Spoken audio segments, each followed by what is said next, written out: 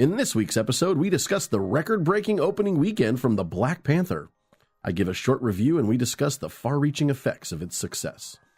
There's some new bricks on the block at Disneyland, and if you walk step by step, you might just be hanging tough.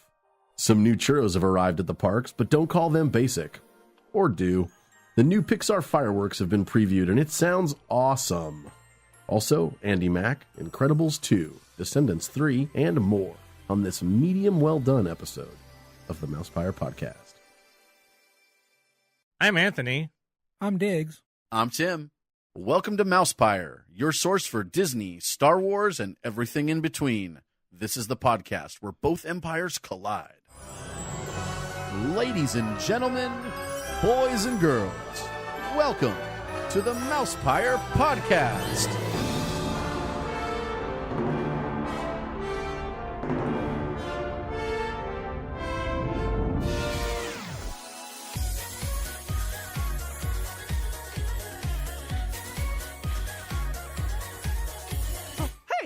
What's going on? Uh-oh. The apprentice lives.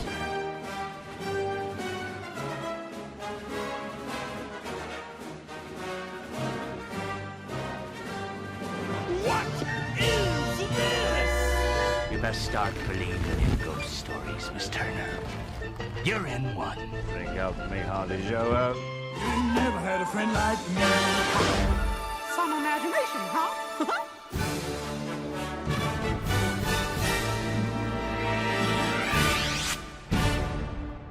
Made you look. Hey, what's up, people? Merry Christmas! No, not yet. But it's cold enough. There you go. It sure is cold out there. Hello, everyone. It was like 37 degrees or 36 degrees last night in my house. It was cold, even in Long Beach. Well, yeah, you're closer to the water. And you live closer to the mountains, so there you go. I guess. I don't know how that works. I don't know geography, but anyway, yeah, it was really, really cold, and I was actually freezing. I was watching TV, and it was about 4 o'clock in the morning, and I figured, you know what, I think I just got to go to bed and put a blanket on or something, because it was just too cold. I used the electric blanket. I was so cold today. I don't have one of those. I might catch on fire. I don't know. I don't trust things like that. So what's up, Anthony? What are you doing? Nothing, watching hockey. Oh, speaking of watching hockey, did you guys watch the NBA All-Star game? What? No, you didn't watch that? You didn't see Fergie sing? I mean, on the phone, I heard her sing. The only thing that I saw that I would have been slightly interested in watching, but I never did, would have been the guy who dunked over Kevin Hart. Oh, okay. Did you hear about that one? Yes, I saw. That was the only thing I saw, and the only thing I cared about. Well, I only cared about it because I saw it. Otherwise, I didn't even know the All-Star game was going on. I had other things going on more important than that. Well, the only reason I brought that up is because our Tim the Tech was actually working all week preparing over there for the All-Star game, and he actually saw some people at one of the hotels that he works in, and he said there was a whole bunch of people coming in, a lot of tall guys. He said, I don't even know who they were. Was tall guy there? I don't know. He might have been there. I don't know. But you never know. Maybe Tim saw some basketball players, but, he doesn't follow the sport like, most of us don't, and I don't know. Anyway, he was very, very busy over there working on setting up some parties or something. I don't know what he was doing. He wasn't allowed to tell or anything like that. What else is new? I know. I was trying to get him to take some pictures. All I wanted him to do was like pose in front of maybe an All-Star, the logo, because I'm sure it's all over downtown LA. But for some reason, he couldn't do that or... Oh, it was here? Yes. It was at Staples Center. So that much I pay attention. Exactly. So, yeah, it was here. And, he was working some stuff over there. So, anyway, that's the only reason I brought it up, because Tim the Tech was working over there, and his next big gig will be the Emmys or the Oscars. Whoa. Whatever's coming up in a couple of weeks. That's his next thing he'll be doing. It's the Oscars. Yeah, so the Oscars, he'll be doing lighting again on the red carpet. So if you guys are watching the Oscars and watching all the celebrities arrive and they're on the red carpet, well, Tim's the one who supplied the power for that. So yeah, that's the only reason I brought that up. Had nothing to do with actually watching the game, because I didn't watch it or anything. It's like it wasn't important, and yeah. So anyway, other than that, let's get going. We have a long list of stuff to talk about. Oh no. Oh no, is right. And we're going to start with the announcement of, well, it has nothing to do with us, but we're going to talk about it anyways. Toy Story Land. that's opening on June 30th in Florida. Now, they sent, Disney sent out a notification tweet or whatever. I got a tweet, and it was like really early in the morning. I don't remember what time it was. Well, keep in mind, they're 3 hours ahead over there. Well, and it was still early. It was still kind of early because I remember looking at the time on it, and I was like, that seems kind of... It was really early. I mean, if they sent it at 2 or 3 in the morning, that would be like crack of dawn there. Well, like I said, I just thought it was early. They should have sent this tweet the day before, or the night before, basically saying that there's going to be an announcement on Good Morning America. So I saw the tweet, and it said it was going to be at 7:35 East Coast time. And I'm like, okay, well, or was it? No, 8:35. That's right, 8:35 East Coast time. And I'm like, well, you know what? Well, that's only 5:30 here, so I'm going to be up anyway, so I might as well watch it. I guess technically for them, that's not really that early. I mean, what time does Disney World open? I don't know, 9? but no, it is early because I'm up all night, and I see when their tweets start, and their tweets usually start about 6 o'clock in the morning. Here, our time. Which is 9 o'clock them. Yeah, so, I mean, that's when they're get going. Them tweeting at 2 o'clock in the morning here is pretty early for them to start tweeting anything. So anyway, I said, you know what, I'm going to be up anyway, so I might as well watch it. And a lot of stuff going on in the news, so they actually were kind of late on the announcement.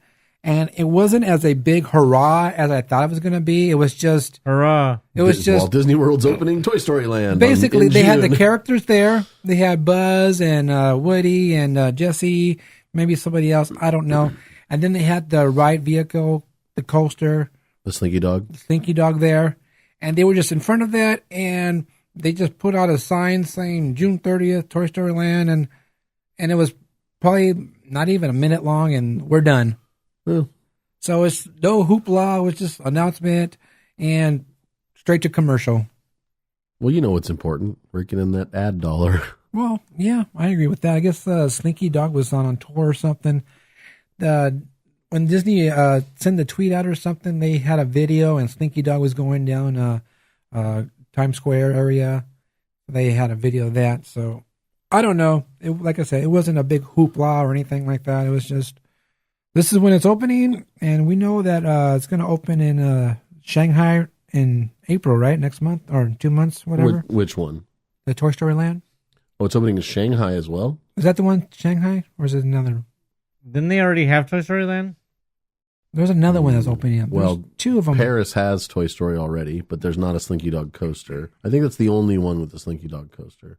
I know there's one opening in April. Yeah. And then now they announced Maybe I was just thinking about the Toy Story Hotel. That's right. Yeah. Oh. Yes, that's right. So. And that's supposed to be in.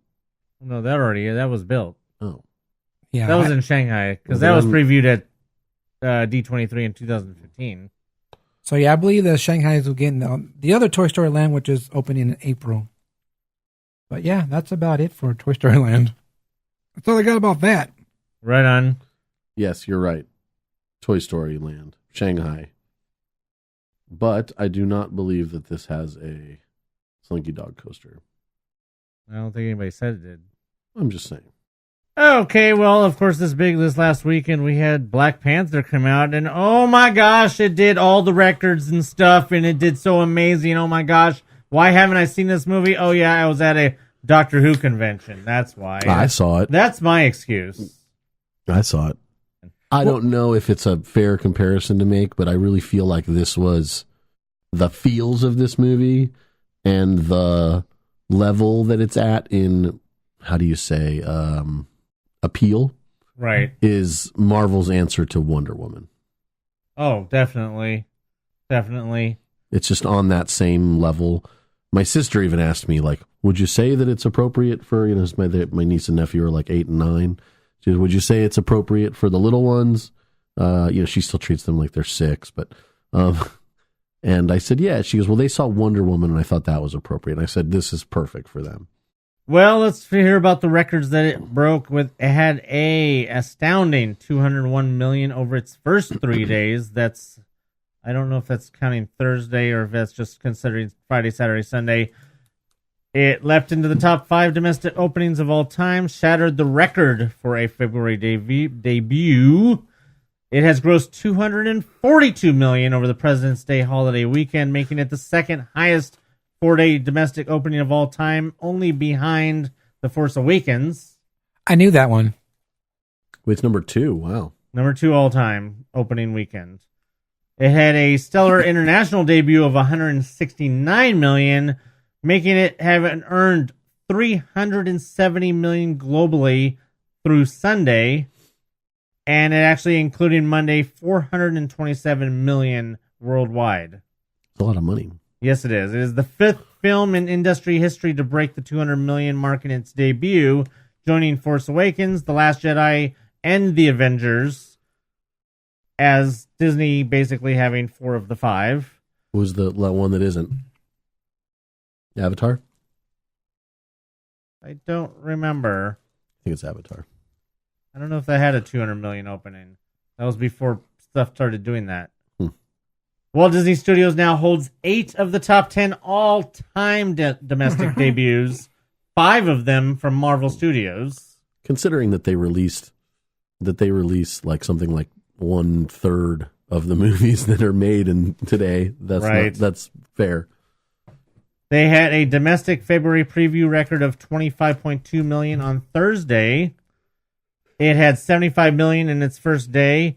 The 4th biggest Saturday ever was $65 million. The 2nd best Sunday in history was $60 million, behind only The Force Awakens. And remarkably, the biggest Monday ever with $40.2 million. It is the 18th number 1 debut out of 18 releases in the Marvel Cinematic Universe. Where is it in the Marvel? It's number 1? No, it's the 18th number 1 debut out of 18 movies. In other words, it's a fancy way of saying Marvel has put out 18 movies. All 18 of them have had a number 1 debuts. And it is the 9th of the 18 to open above 100 million. Well, here's my review. First of all, just real quick, just a couple other things I just want to mention before you do that. Okay. Make sure it's spoiler free also. Of course. Yeah, of course. It has already outgrossed Justice League in only 4 days. As it should. It is already on pace to outgross Guardians 2, Wonder Woman, and anything else that was released last year other than The Last Jedi. Wow. It might even outpace Last Jedi, because it actually outdid Last Jedi for the weekend by 1 billion. We saw it on Saturday, I believe. 1 million, I'm sorry. We saw it on Saturday or Sunday night. I can't remember which one. And there were 2 seats that weren't in the front left in one row. And we had to buy those 2 seats separate and then ask people to move down. That's how packed it was. My review, I would say, is that it was way better than I thought it would be. I expected it to be good just because of the team that's behind it. But the story was great. They had you caring about Wakanda, which is the country that Black Panther comes from. The costumes and the visuals were just fantastic. It didn't have any of that DC movie crappy the effects. And I'm a huge DC Comics fan. I think Superman's fantastic. A lot of people don't like Superman because he's this, perfect hero or whatever, but I love Superman. I thought all the Superman movies were good. I thought Batman versus Superman was fantastic, but the Justice League was a big fat steaming pile of crap. And it's not surprising at all that it outpaced all those movies. I just recommend everybody go see it. I'll go see it a second time myself. I saw Last Jedi 3 or 4 times, and I would easily see that couple times. And the Marvel movies and the Marvel and Star Wars movies are really the only ones that have come out in the last decade or so where I'm like gung-ho to go more than once. I really want to go back and see. They're just consistently good and quality. Right.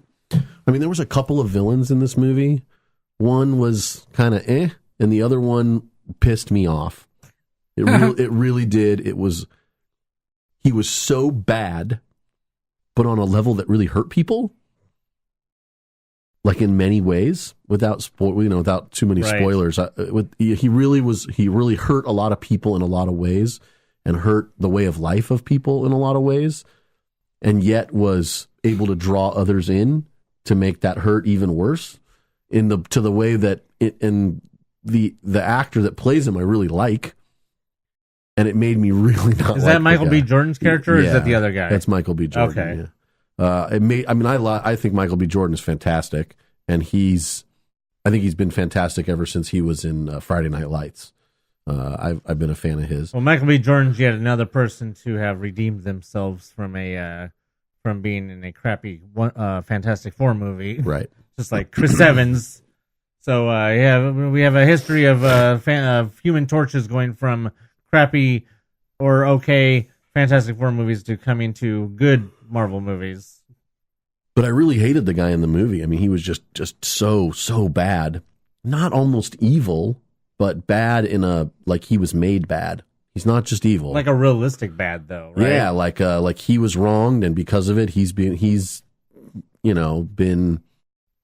been hurt, and he wants to convey hurt to everyone else. And I don't know. It was just fantastic. The visuals and the costumes and the colors. It's like almost every shot had golds and silvers and blues and reds and greens, and just the costumes were, literally every time that you saw costumes, they were contrasting colors in the same shot, where it made everything pop and stand out. It's just really, really well done. I can't say enough good things. I like colors. It sounds that, just from your description, it sounds like it can win an award for costume design. Then. It probably will, yeah. But there's so many. Yes, it very well could, but at the same time, if you've paid attention to costumes in movies recently, they're all just. Costumes like the hardest category because they're all so good. Plus, a lot of times movies that are at the beginning of the Oscar season tend to be forgotten, which is always a problem. True. Used to be always a problem when movies came out in December, back when December used to be the cutoff. Yeah. But now I think December is included now, so I think the cutoff sometime in January. So yeah, you got Black Panthers, which is going to be in the 2019 Oscars. Right. So you got a lot of stuff that's going to come out between now and then. Wrinkle in Time is one that it's going to get nominated. I'm sure, yeah. But who knows how that's going to be? I'm excited to see Wrinkle, but at the same time, it could very well be the next Tomorrowland as far as a big flop. I was thinking the same thing.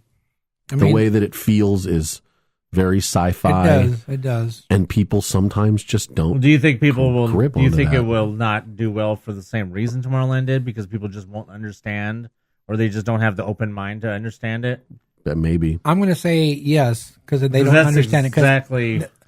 Tomorrowland, I loved it. Elizabeth will watch it over and over and over again. I freaking love that movie. I'll defend it to my grave. Yeah, me too. It is a movie you have to pay attention to. You know, you have to pay attention to what's going on. And right now, Wrinkle in Time, I don't understand it. Just seeing previews, and I don't know anything about it. I know a lot of people have read the book and they just love the book, but so right now, I kind of want to see it, but I really want to see it. I don't know. I'll probably love it. I'll probably think it's the greatest thing ever, but it's very, very possible that people aren't going to get it, or they're not going to want to, they're not going to go see it that second time, or, but another one too, in that same category as Tomorrowland, is John Carter, which I thought was one of the best movies. I like Westerns.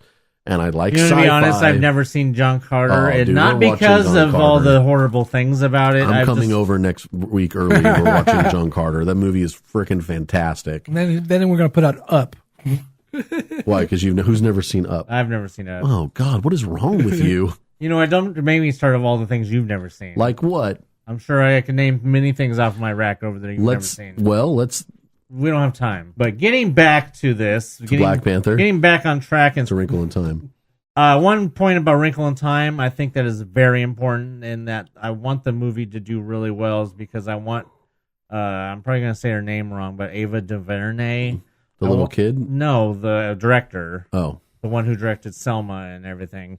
I want the movie to do really well, because I want Disney to look at her and say, this is somebody we don't want to let go, and this is somebody we want to give a Marvel or a Star Wars movie to. And I want that's what I really want to happen. I know there's a lot of people that I know really want that to happen as well. I'll reserve that for after I watch it. Well, have you seen Selma? Yeah, Selma's fantastic. Well, but there you go. Not the same kind of movie you'd compare to anything Star Wars. This, however, could be. Well, yeah, of course. That's what I mean. That's what I mean. This movie is important because it's going to show whether she's somebody that should be given a Star Wars or a Marvel movie, Cherry, which is definitely something that should happen. Well, there should be a woman directing one of these things anyway. Star Wars has always stood for female empowerment and stuff. I mean, from the beginning, Right? J.J. Abrams gets mad at them talking about too many women in Star Wars, but right. But now you need the more women behind the scenes. Agreed. And we've had this discussion before, but that's why her doing well on that hopefully opens the door for her doing something else important as well. I'll totally agree. Diggs, have you seen John Carter? No. Oh man, you need to go home and watch it. Seriously, it's good stuff. Okay. Well, Where are we going to watch John Carter? We have to find it. I don't know. Have you seen Guardians 2 yet? Yes. Oh, good job. So you've seen both now. Yeah, I have. What it did at you home. think of All the right. second one? That was good. Yeah. That's funny. What did you think of Kurt Russell's or would you say omnipotent character? Omnipotent? Sure. I mean, they killed him. Obviously, he's not completely omnipotent, but you wouldn't compare him to Q, would you? Yeah. Snap of the fingers. Yeah. Whatever he wants. Yeah, he's very Q-like. Yes. I think his Q-like. powers are different. Very different. Well, yeah, they're different, but he's a celestial being Right. with yeah. So Wrinkle in Time, Black Panther. I think we have some exciting stuff coming up. Oh, we definitely have exciting stuff because I mean, then just a couple months we got Infinity War and Solo and all kinds of stuff going on. I know it's only February, but I'll tell you what, it wouldn't be a good time to die. well, You'd miss all this cool stuff coming up. right. We'll just cut that. What out. makes me think about the reason I say that is it makes me think about the guy that was like Yes. Force Awakens was coming out and he basically like everybody rallied and said this guy's not going to make it until December 15th or Right. 18th or whatever it was, and they let him watch the movie like a week ahead of time Right. and he died like 2 days later. Yeah, so get out there and see Black Panther. Let us know what you guys thought of it. mousepire@gmail.com. Subject line Black Panther. So how was the Doctor Who convention that was more important than Black Panther? Wasn't it more important than Black Panther? It just happened to be the same weekend Black Panther came out. I mean, I would have taken like a break in the middle of the convention and said, Oh, I'm there going was to no Black time for Panther. breaks. That convention was fast paced and bam. But it was nice to be able to see everything. But It was with- so with nice all and the small ums. and With what? all the ums. Well, I mean, besides all the ums. More ums than Alice in Wonderland? What Alice in Wonderland? In the new Alice in Wonderland, Alice's name is when she goes to see the Queen. Oh, I don't remember that. But the guy who played Tweedledee and Tweedledum was there. Cool. Matt Lucas. One of them? Oh, the actual like the in actual the movie. actor. The actual actor, Matt Lucas, He was fantastic. was in there that. because he was in Doctor Who recently. So he was there. Who? I actually went to a booth in the dealer's room and we were trying to buy something and there was these people in front of us and this lady turned around, just a minute, he's trying to buy something. And I'm like, well, so are we. And then all of a sudden I see a bald head and I realize, oh, that's Matt Lucas. That's funny. You go about your business, Matt Lucas. Speaking of bald head, somebody got a haircut. But I'm not bald. No, not at all. But you did get your yearly haircut. It was Yes, I nice. did. I got my Woo! yearly haircut. It's bi-yearly, right? Yes. Well, depending. This I think one- it actually literally has been a year since I got a haircut. It was pretty Really? long. I don't remember. I'd have to look back at pictures. Does the green hat fit loosely?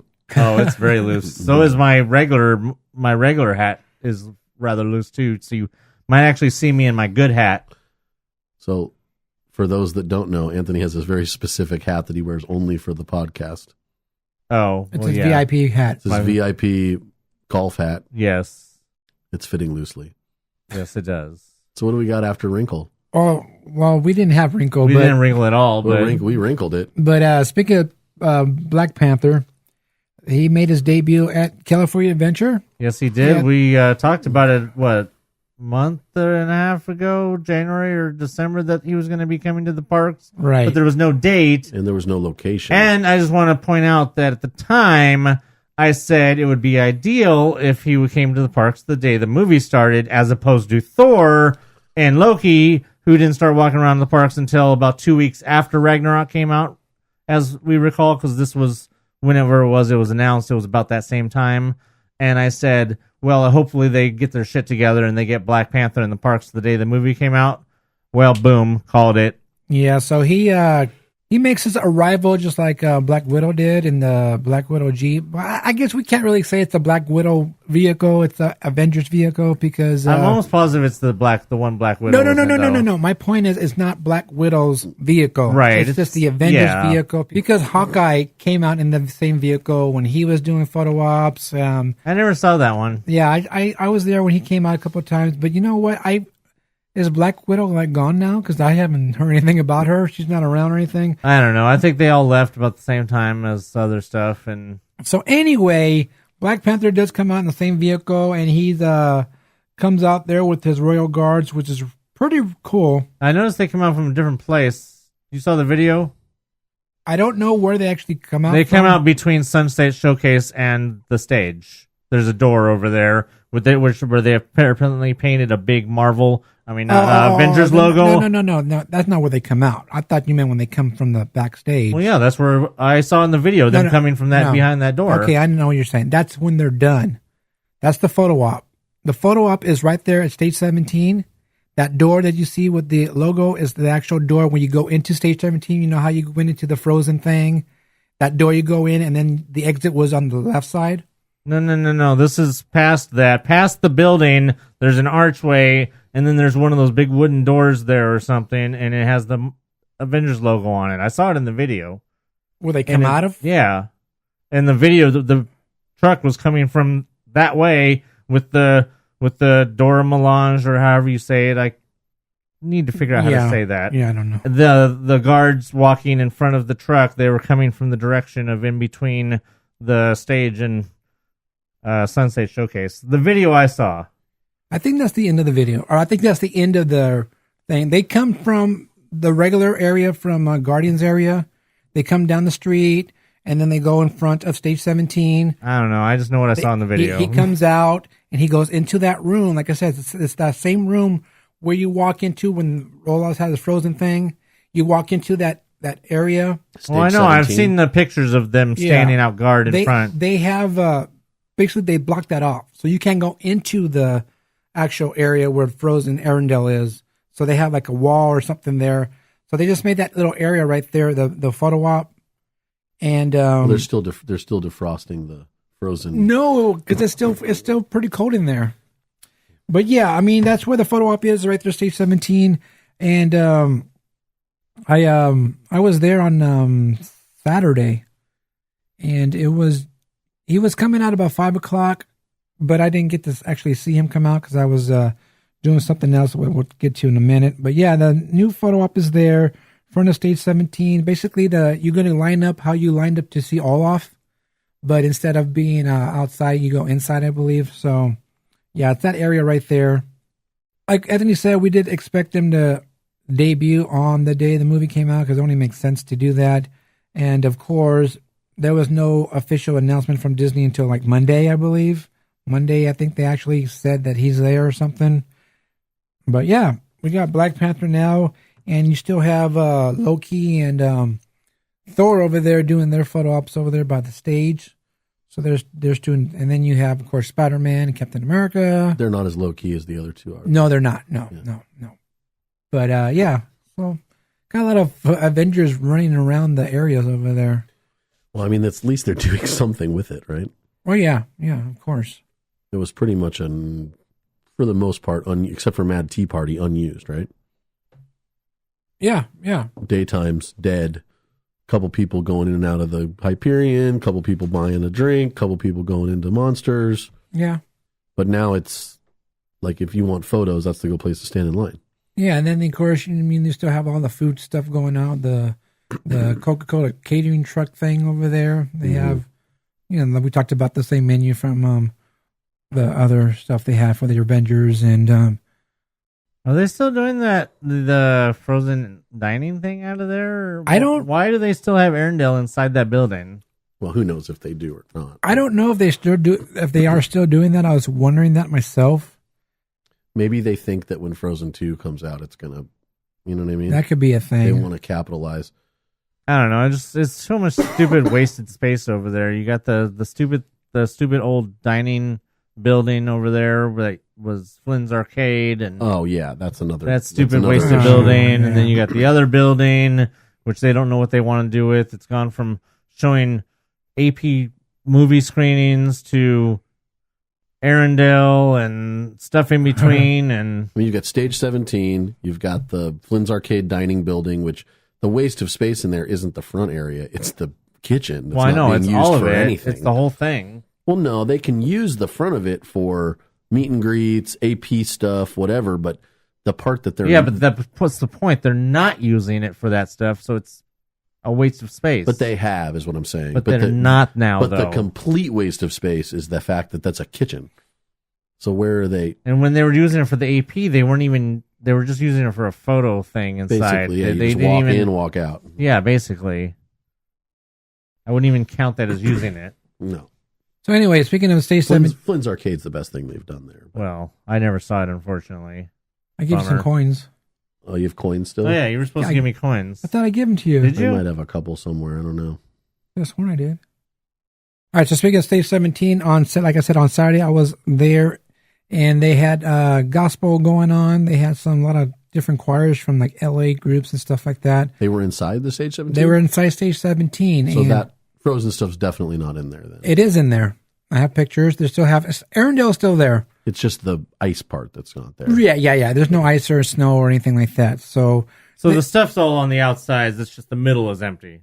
Well, it was so well done, and I hate Frozen, but it was so well done the way that it all looked that it'd be a shame if they just ripped it out. Right. So that's probably what they were thinking. all the wood and the fixtures and stuff are still up Right. there, but they actually had it was really cool how they did this. They had basically like on the right side they had a stage, or just picture the whole stage in front of you.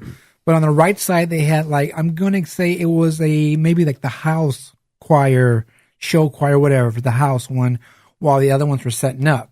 In the middle was actually where if you had a choir come out and sing, was in the middle with the risers and stuff. Mm-hmm. And then on the left side was another band area where it was the choir's band. So I walked in there and the choir's in there singing, and I'm guessing that I didn't know, because I watched them, I watched the next choir, and then they came back. I'm like, I already seen them, right. And then I was told, oh, well, they come on after. So I guess it's just the house choir playing. They have one comes on, and then the one fills in the middle, and then the other one comes on, and then they go in the middle. So they were the fill-in, like a fill-in DJ, right? Like the DJ in between the Mad Tea Party. Exactly. Band. So anyway, I'm sitting there watching it, and I told my friend who I was with, I was like, she's all grooving and having fun and everything like that. And I said, you know what? There's just so much God you can take, in one day. And I had enough right when I walked in. It was enough for me. But I told Anthony I was there watching it and everything. But I told him basically I was really enjoying the music. The bands were awesome. The musicians were just spot on, and I was grooving to the music. I was ignoring the words right. But anyway, this is the first time I've ever seen this, and I know they do this every year. And the reason I want to talk about this is because I think last year was 2 days. I think it was 2 days. This is only one day. It was only Saturday, and that's it. It stands to reason. I was going to point out, we were talking about the Frozen stuff in there. It stands to reason that they're keeping this open with the decorations because they're doing private events in there. And right. That's, right. If they can say, oh, have a special event or have your wedding inside of Arendelle, that's just an extra selling point. But right. For me, with the gospel stuff, I really enjoy when gospel choirs do contemporary music. If you're going to have a gospel choir do some Michael Jackson or some, even rock music. Metallica did something with a choir. Guns N' Roses is famous for doing choir stuff behind their music. I think that's awesome. But yeah, I can only deal with so much of the religious stuff. But like I said, it was my first time going, and I enjoyed listening to the musicians play, and they were just getting down. It's pretty cool. And but like I said, it was only one day. I think last year was 2 days. But I was talking to somebody who actually goes to this every year and enjoys it. And she said that it actually started at the hotel. And this is going to be many, many moons ago. Because Makes sense. She said it started at the hotels, and then they brought it over to Videopolis. Mm. And I was like, wow, Videopolis, that's a blast from exactly. the past. That's why I said many, many moons. And then after that, I only remember Videopolis for like maybe 2 or 3 times as a kid. oh, I remember going every time we went. Well, you're several years older than I am. And I'm more whatever. Experienced. There you go. But then I guess after Videopolis, they still had it. I think they still had it at Fantasyland Theater. I'm not sure. But then she said that they went over to the Thunder Mountain Ranch, Big Thunder Ranch. Well, that used to be. Remember when that was decorated more medieval carnival style? Oh yeah, that was for Festival of Fools. Right, and that's what it. I think they used that space a lot more like back in the day for that. It makes sense, though, if something goes to the hotel first and they're paying to be there, and then they realize, wow, a lot of people come out for this, then it makes sense for them to say, where can we stick it to make people have to buy theme park admission? You're right. And they let them in for free. They offer a little bit of stuff, but then they get all these people having to buy admission. I'll tell them where they can stick it. Of course. But yeah, if they did the old, where Magical Map is now, the old, what did you call it? The Videopolis, basically. Right. And then for a long time, that was the Festival of Fools area or the Big Thunder Ranch. Both of those would have been very appropriate. Yeah, like when they used to do that country music thing over there. Right. What's the thing that before it was Magical Map? What was it? It was basically Princess Fantasy Fair, Yes, right?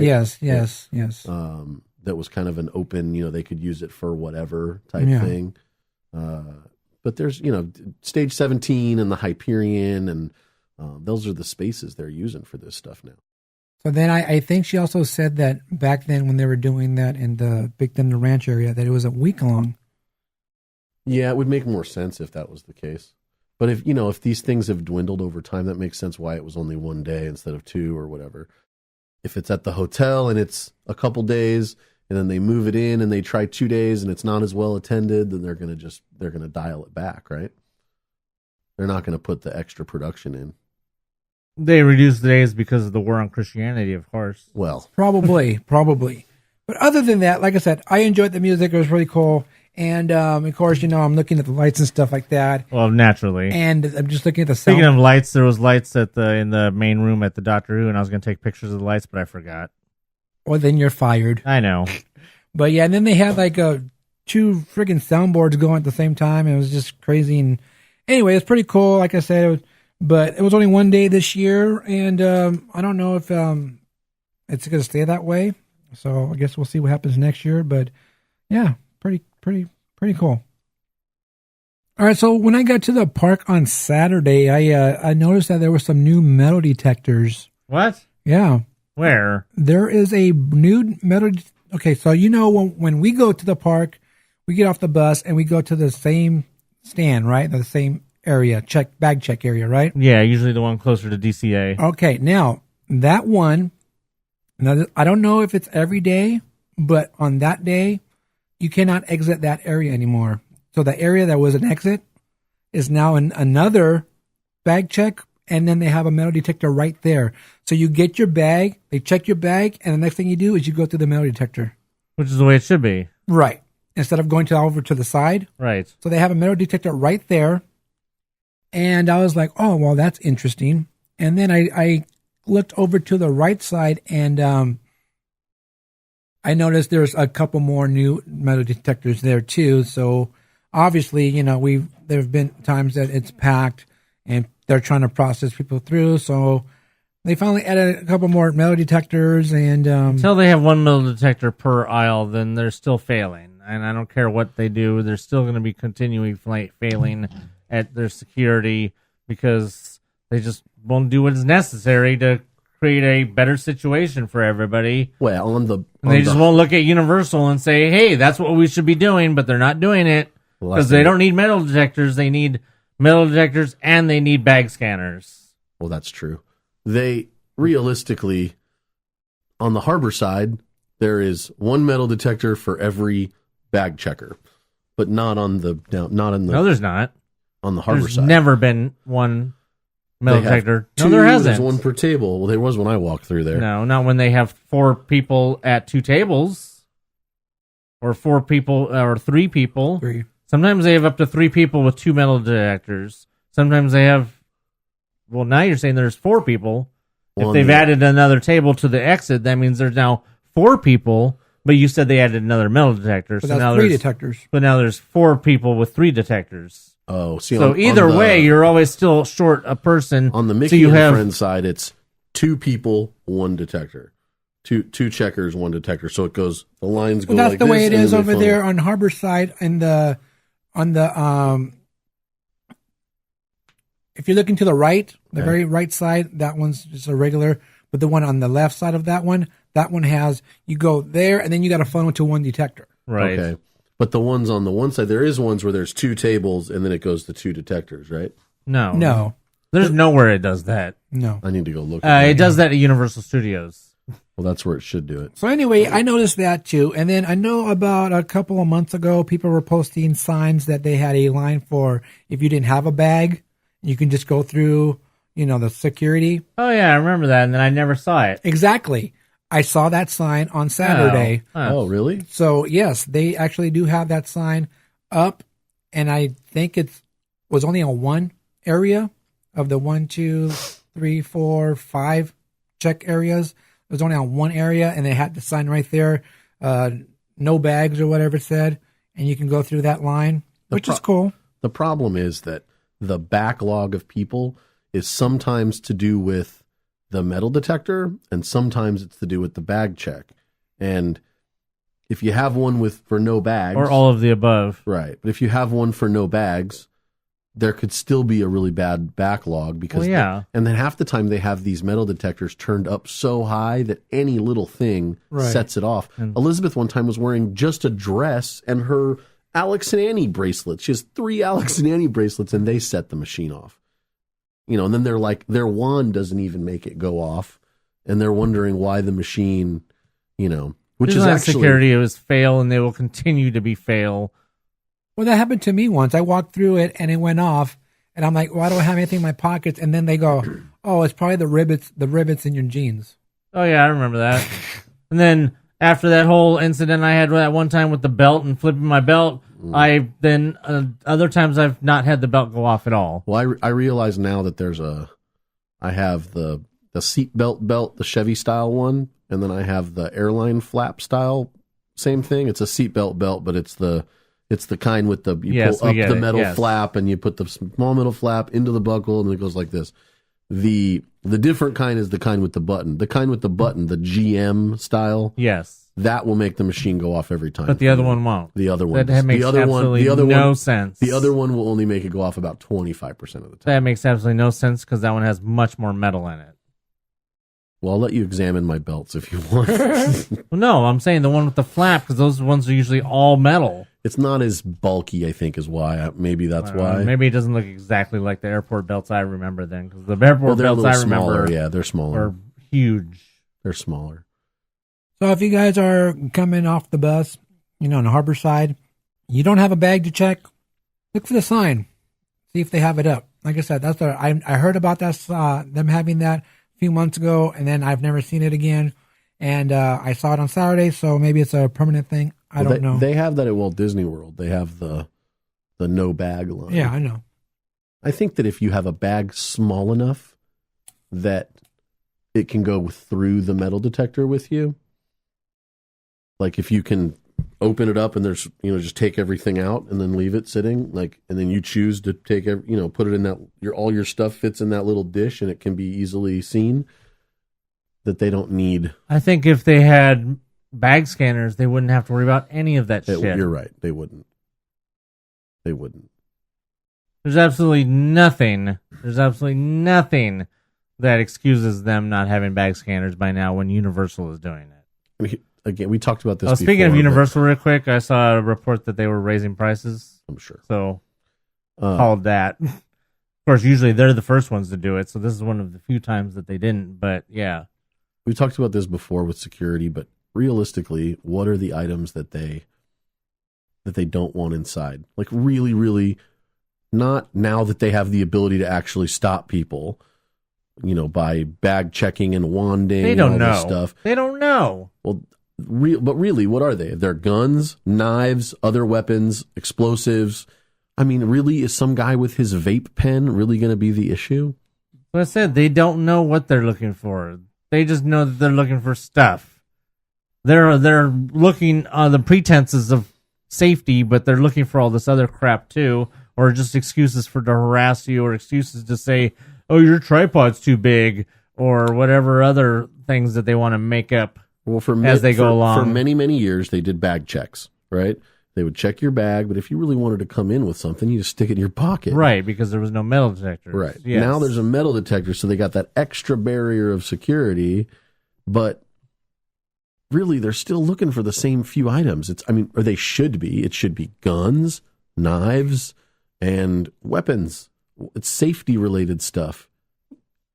Well, maybe if you didn't have people going through the metal detectors and say, "Well, come on, I can't bring my knife in here." I don't know when I haven't experienced that. Well, we've seen several people do that. That actually literally said, "How come I can't bring my knife in here?" Well, if you have to ask, right, then you should probably have your head examined. Off the brick. Hey, don't tell me that. Hey, we'll be saying it pretty soon at Disneyland when we go, because the brick has arrived. Oh, and all the walls are down.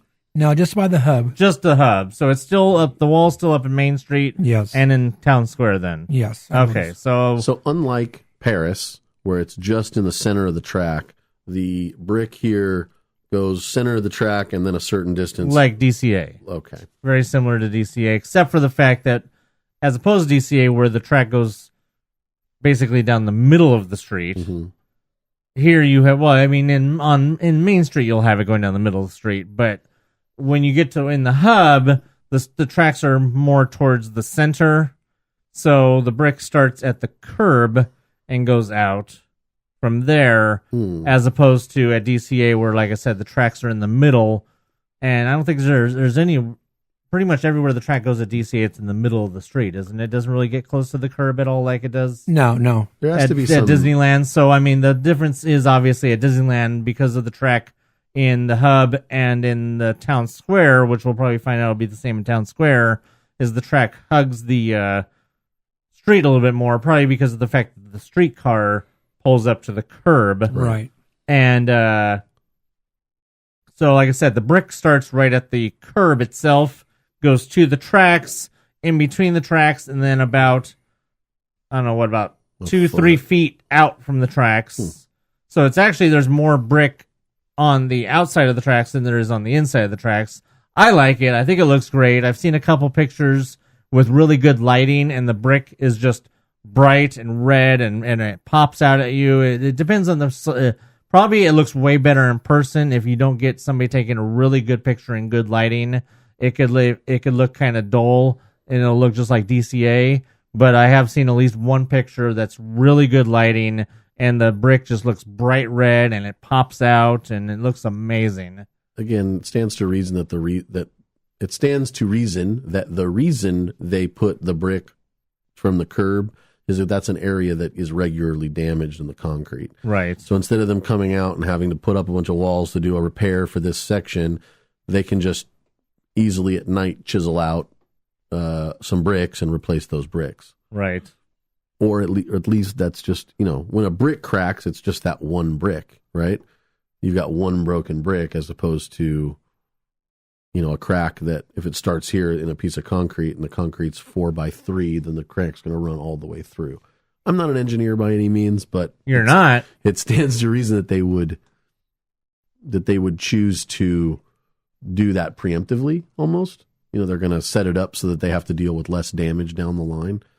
That seems to be stuff that they're doing now. It's like the cutting corners, you can only cut corners so much. So now they're trying to figure out where their repairs are being made more and what can they do and call it an aesthetic upgrade. But really they're just helping themselves down the line from having to make more repairs because they've done repairs on, how often? It's like every couple of years they repair a section of Main Street. Probably. This is the biggest one they've done in 20 years probably. Well, it's the only but- time that they've ever replaced every single bit of track.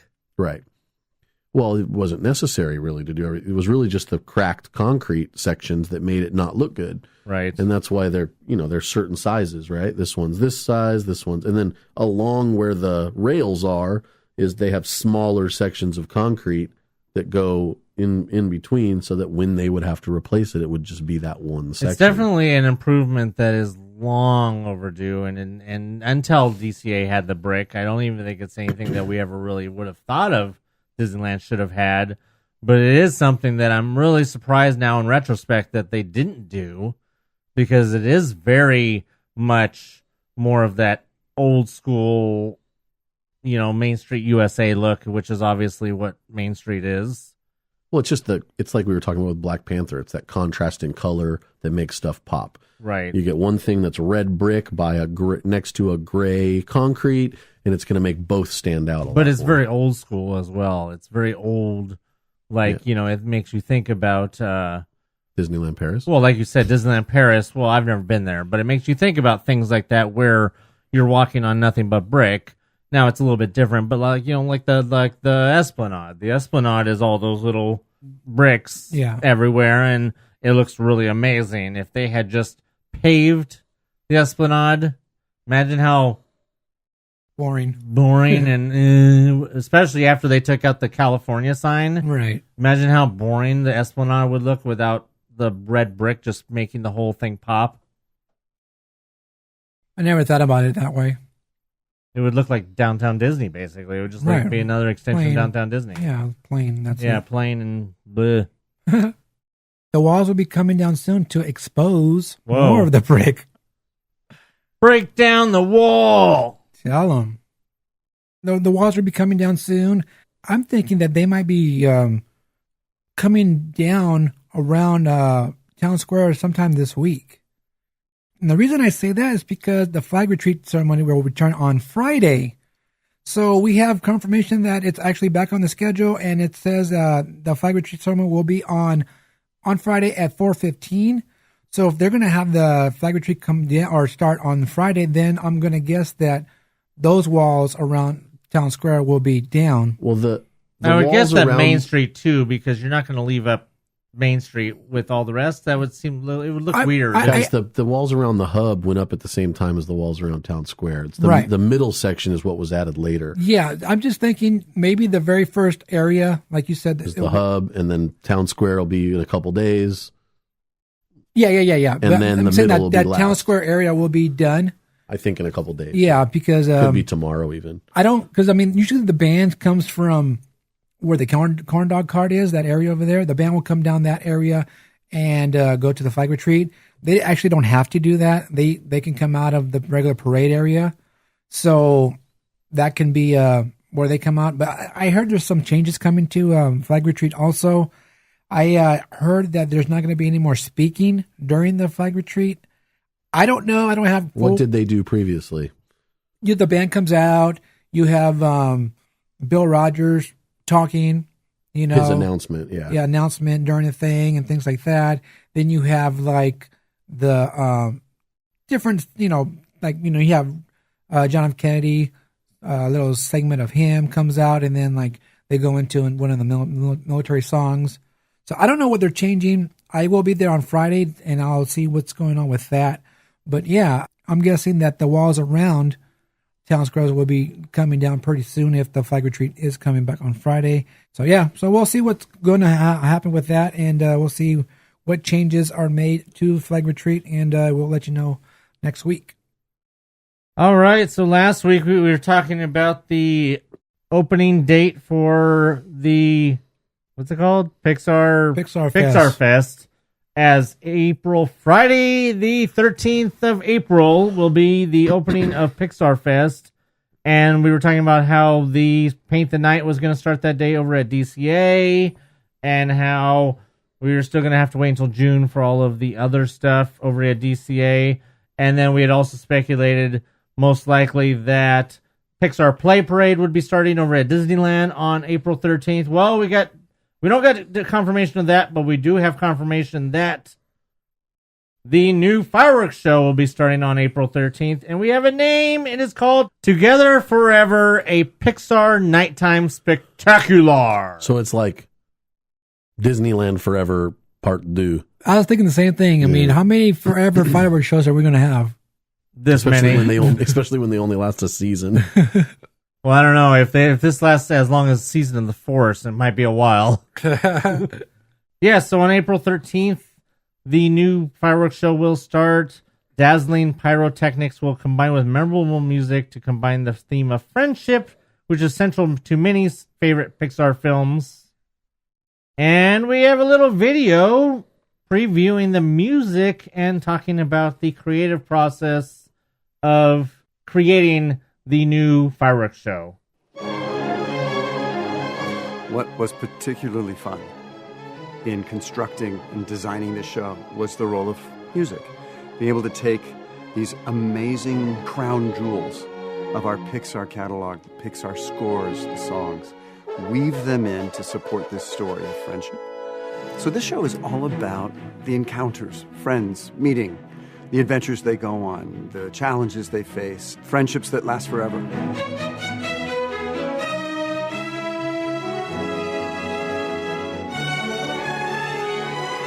The friendship that goes in behind the scenes producing this is amazing. In the same way that the message of the show is about friendship, there is nothing more exhilarating than working with the team of people it takes to build a score like this.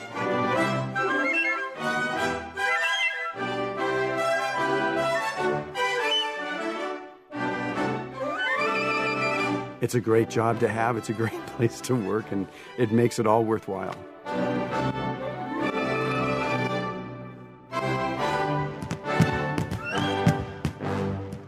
Fireworks. Yeah, pop, pop, pop. I liked in the video how they were showing the orchestra playing, and then they had the, what do you call it? You're a French horn. No, not the French horn guy, but basically a computer rendering or whatever right. of going on what the fireworks would look like. I thought that was pretty cool. I wanted to see more of that. That would have been pretty tight to see more, but it was pretty cool. I liked it. I guess one of the first times we've ever gotten to see any kind of behind the scenes of the creation process of music for a fireworks show or anything. I wish it'd be nice if they'd put out something where we get to see more behind the scenes of like that.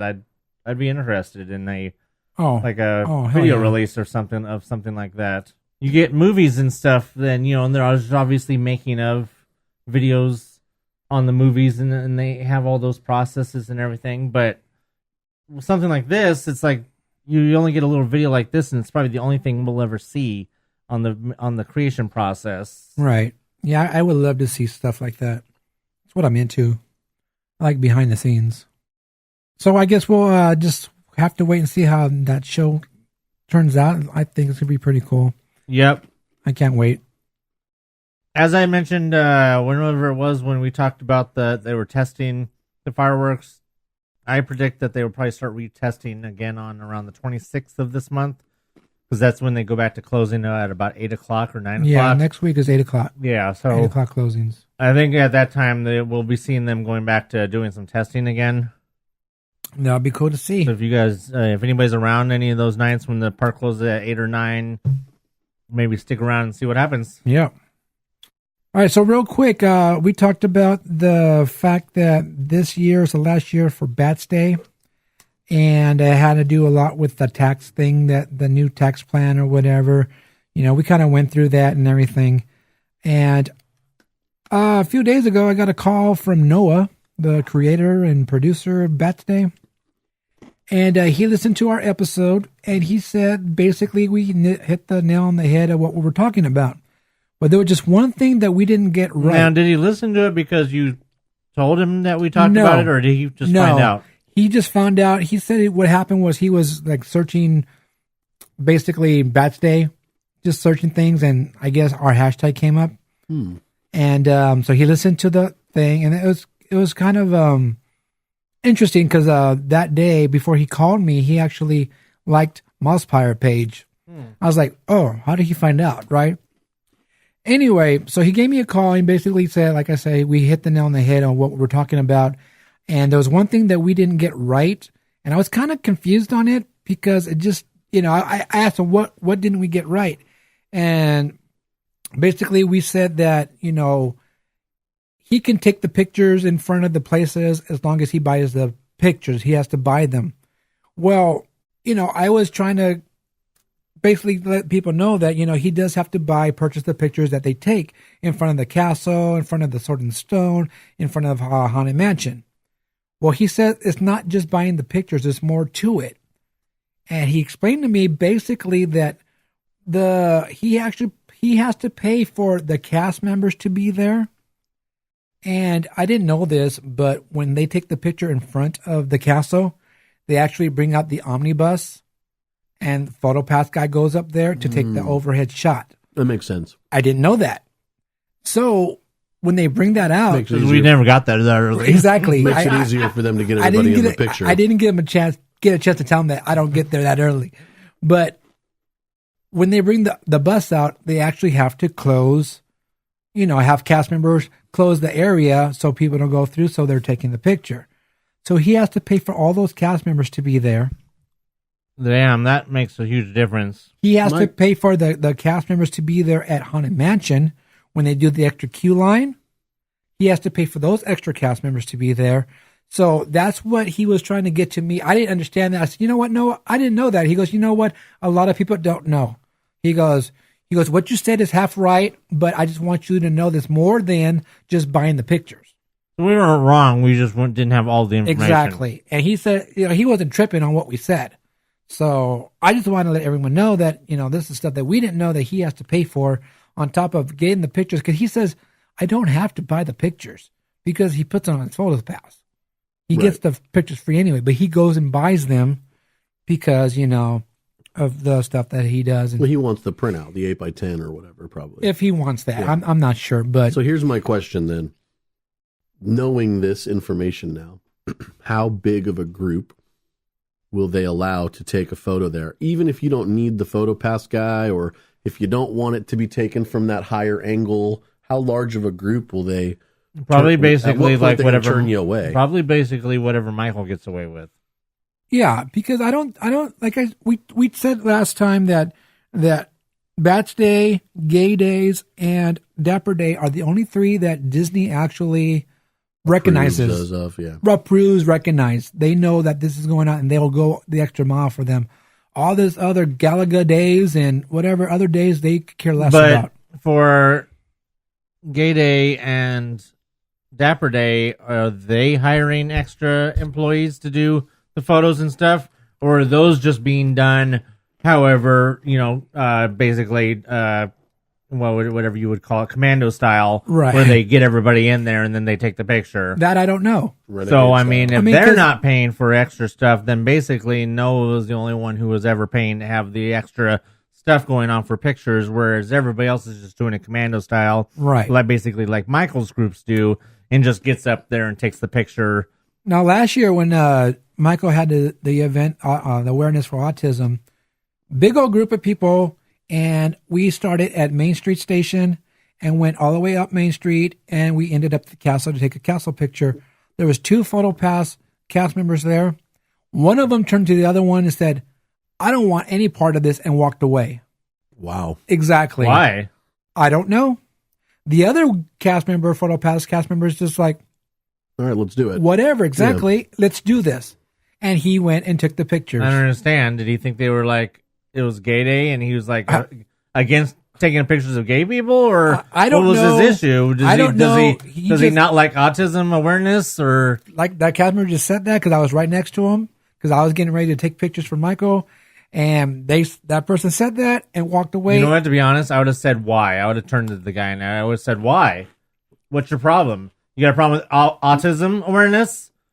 Because we'll fight right now. Maybe it was just because it's a big old group of people. But that would be more reason to want it. Because don't they get some sort of commission on every picture that sells or something? No. I don't think so. No. Why wouldn't they? What's the point of doing the job?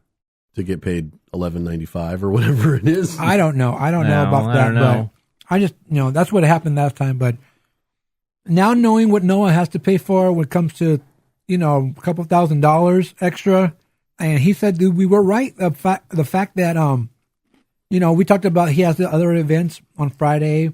He has the Marketplace or whatever. the No, market the stuff, on, the hotel yeah, stuff, he has the I'm just trying to remember. the black market. Yeah, the black market's on Saturday. On Friday, it's a swing and wake. Oh, the swing and wake. Yeah. So he has that going on. And, we said that a lot of people don't know that stuff goes on. He said, you're right about that. They don't know that stuff goes on. And, whatever he charges for people to get in and whatever he charges for the vendors, he's not making a killing off of those vendors coming in and stuff like that. And he also said that, they offer for the marketplace, they offer, if you pay $5, you can come in for an hour before it starts. And he says, a few people do that, but, he's not making enough. He has to pay for the spots at the hotel. He has to pay for the ballrooms and all that kind of stuff. So it gets to the point that, now we know besides, paying for stuff at the hotel, now we know he has to pay, whatever he has to pay for the cast members to be there for his event. It makes sense in how he can't do it anymore. But he did tell me that, because I was reading off of his announcement, but I didn't read the whole thing. But he wanted to make sure that people know that he's still going to do events if it's just a meetup at the park or if it's just a black market type of thing. It won't be all the same weekend, but maybe once in a while he'll have a black market. Maybe he'll have a dance, and he'll definitely do meetups in the park. Well, did he say why he just doesn't convert it to like an unofficial day, but like something like Michael Wood does, where it's just, this is Bats Day, everybody show up in their Bats Day attire. You're not going to get all of the extraneous stuff, but at least you still have the day. It's a good question. I didn't ask him that. Unless it's an all or nothing type of thing for him. I think it's all or nothing for him. Because, it would be easy enough just to say, because it would even be easy enough for all the fans to say, you know what, we're still going to do Bats Day, whether Noah is putting on or not. We're going to call this day anytime, sometime around when Bats Day would traditionally be. We'll say this is Bats Day, and we're still going to do Bats Day He's not going to like that because that's his trademark, and he. Well, I know they're not going to say that, but I know what you're saying, but I don't know why he wouldn't want to encourage that, because then it leaves it open for him to always come back to bring Bats Day back at some point, as long as let people somebody else do it. Nah, he Let won't. somebody else do it on a smaller scale. Just have a meetup, just like they do with Superhero Day that Michael does. Like I said, that's why he'd rather do it himself. He'll like, you know what, we're going to do a meetup on this day and let. Well, that's what I everyone mean. know. That's what he should do. He should definitely bring it down to maybe bring it down. I know he probably doesn't want to, but if he wants to keep it going and keep the awareness for the day going, then he should at least maybe try and bring it down to Michael's level, where it's more of an unofficial day than the official day, and without all the other stuff. So I don't know. That's what I think.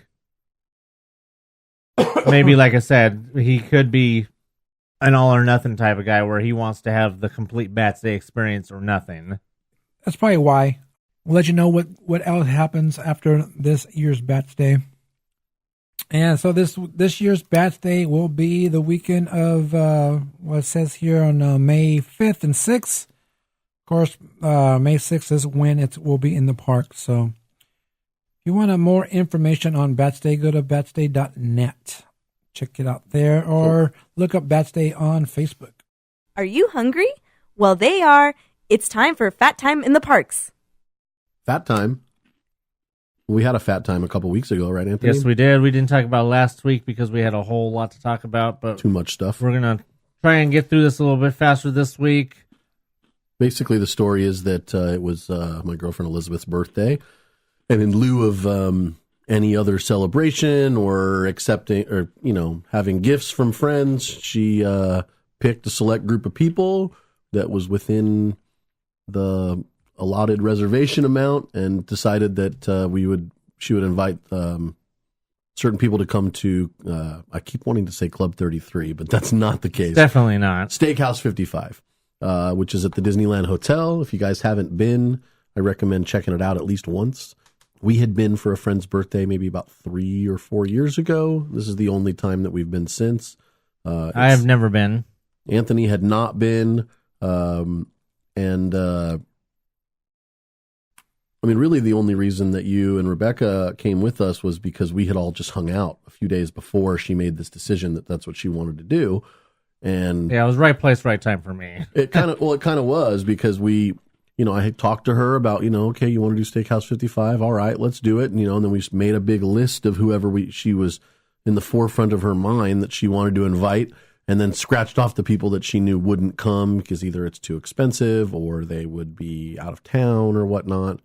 And it actually worked out perfectly, because if we'd had even one more person, we would have been forced to order off of the large party menu, which quite frankly sucked compared to their normal menu. And really the price would have been the same, and you would have gotten a lot less for it, I think, if we'd been forced to do the large party menu. But we got lucky, though. They stuck us in even though we only had, 14 people, they, at 15, we would have been required to use the large party menu.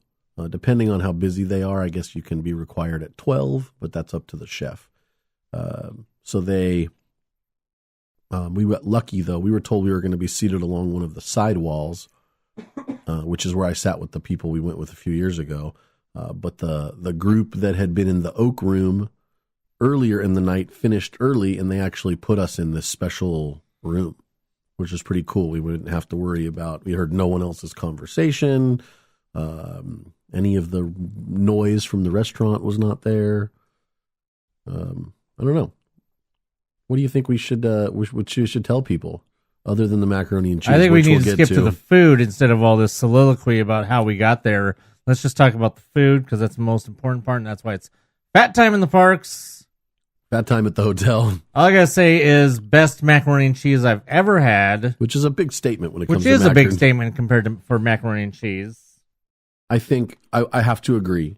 They have this macaroni and cheese was created evidently by the chef that previously was at Club 33, and now he's at Steakhouse 55, or I think that's what my friend said. But nonetheless, it's I agree. Best macaroni and cheese. You have two options, with or without lobster.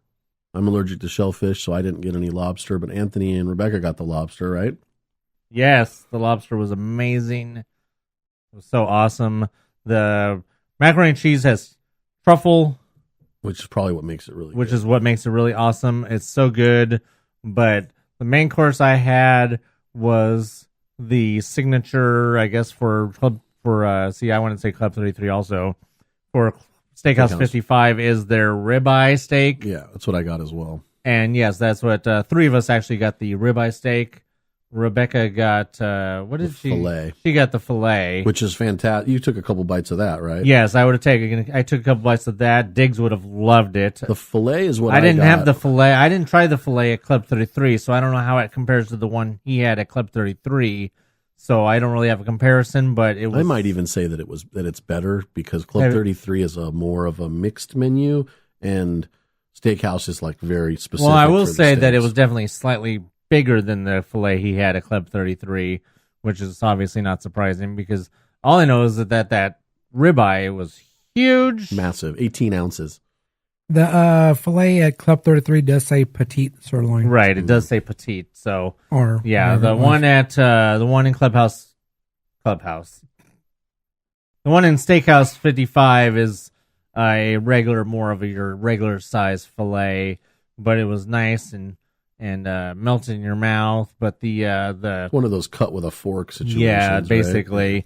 Right? The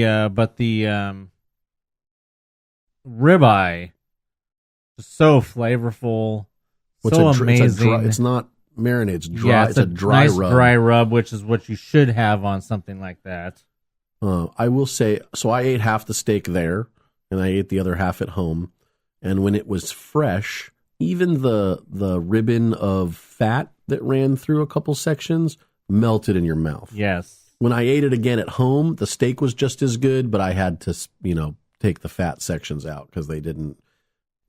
Maybe it was how I reheated it or something. I wrapped it with some onions in a tin foil and put it in the toaster oven for like 15 minutes.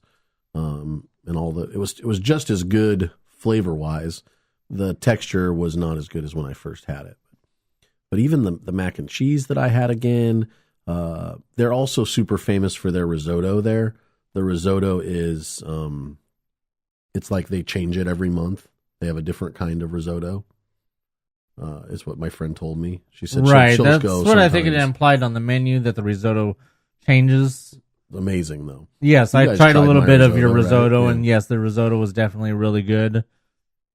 The filet I had when I was there the previous time, and I like my fillets kind of medium well butterflied, so there's not a lot of pink, but just a little bit, and it's a decent portion. It's like 8 or 10 ounces, but not as big as, I could probably finish. If it had only been a little bit extra, I just would have finished it there, but I stopped halfway and filled up on the sides because I knew I'd have plenty to finish later.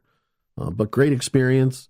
If you guys are planning on checking it out, with shared sides and...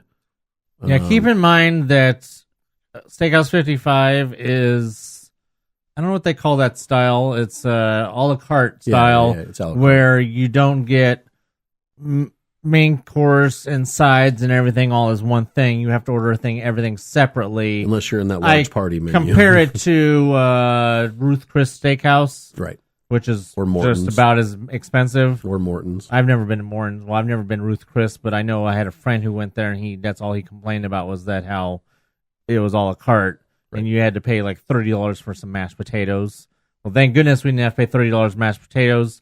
It was $20 for the mac and cheese with the lobster. With the lobster. Without Mine the was lobster, like it's 14 $15. bucks It's $15 even for it, and you can go to Steakhouse 55 and get things to go. Apparently, well, that's the kicker. Is with this mac and cheese is so amazing. I would definitely go back there and get it to go. I don't know if I would want to pay. I wouldn't pay full price, but if I had some sort of perhaps employee discount or something, I would definitely want to get. But it's a good portion, enough that if you made some meatloaf at home or something, it's not enough to share. Right. If you don't have a main course, but if you had like one individual each, then yes, definitely. What I was thinking is it would be really good to go get, you're leaving the park and you put on your meatloaf or whatever in the oven or something that day. You go to the park, on the way out, you grab a to-go of this mac and cheese or some risotto, and it would pair really, really well with a meatloaf or something that you made at home, in my opinion. And for only $15 or whatever, minus your AP or cash discount or whatever you get, we were happy. The price includes gratuity. They automatically add 18%. And I think that the bill for the four of us, because we all went on one check, was just over $400. So it's basically $100 a person, tax and gratuity included. Which is just a shade under what you would pay if you went for, say, lunch at Club 33. So it definitely is cheaper than Club 33.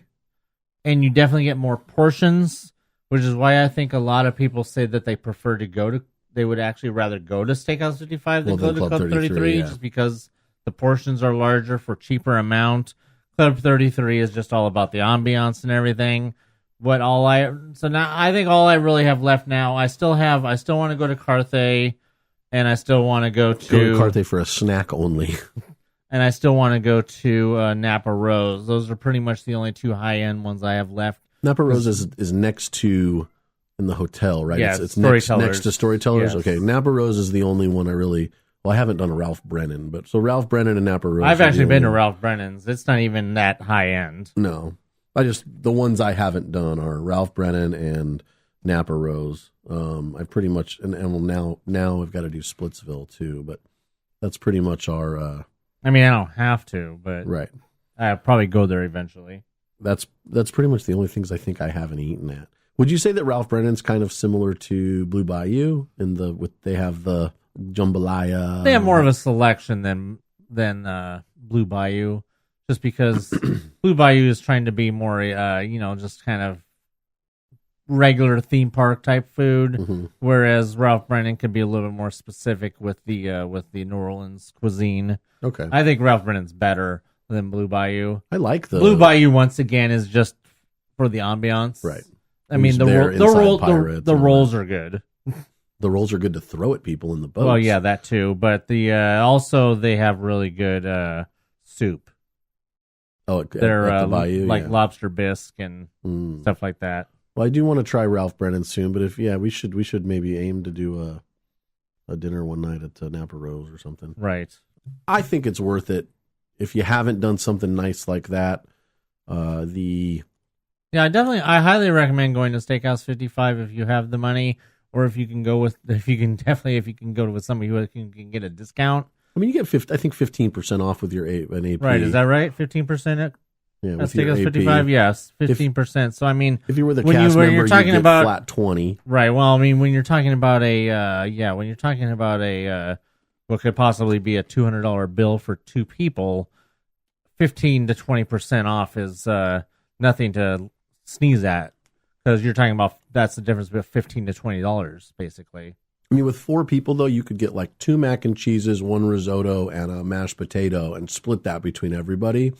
Whereas if you wanted to get the same stuff and you only had 2 people, the bill would be higher. Right, and of course it could have been cheaper too, because you ordered about 3 or 4 sides, whereas I ordered the 2, she had 1, you guys, and then we shared the other thing too. Which is the only thing I didn't like, was that I expected something different with the pork belly. Oh, the pork belly was good. The portion was just, the pork belly was about the size of his petite fillet at Club 33. It was good. The pork belly at the Festival of Fatness was better. It was different. The pork belly at Festival of Fatness was more of a braised, where it just kind of melts in your mouth, whereas the pork belly at Steakhouse 55 was more of it was more like an actual, where it felt like it were actually like bacon, or actually like actual pork, where it actually had like you pulled it apart and you could see the actual meat and stuff. Whereas the pork belly in the Festival of Fatness, you just put it in your mouth and just kind of melted, like eating really nicely cooked bacon. Well, we did Morton's about 3 years ago for Elizabeth's birthday. She likes these steakhouses when she could, if it's a special occasion. So we did that, I'd say about 3 years ago for her birthday. And they had basically a thick cut bacon appetizer. And the bacon was like about an inch thick. And it was significantly larger portion and better than, we just ordered like 1 for every 3 people that were there. I don't think I would order an appetizer from Steakhouse 55. Or anymore. Well, I didn't order one at all. You ordered the appetizer. Well, I ordered I did for us to share. I know. I'm just saying I wouldn't order it get one. myself. I wouldn't get one from there. I would go to Applebee's or Chili's first and have an appetizer there, and then go to Steakhouse 55. I would just order it for the money. I would order extra mac and cheese. Well, speaking of fat time, and well, you knew it was coming eventually, to go along with your rose gold ears and your rose gold spirit jersey. Well, now you can wear both of those. And hold on, I'm waiting for the rose gold spirit hands. The spirit, yes, jazz hands. They probably come out with them next. Well, you can put on your rose gold ears and put on your rose gold spirit jersey and strike a pose with your rose gold strawberry churro. Yay! I'm not joking. There is now a rose gold churro.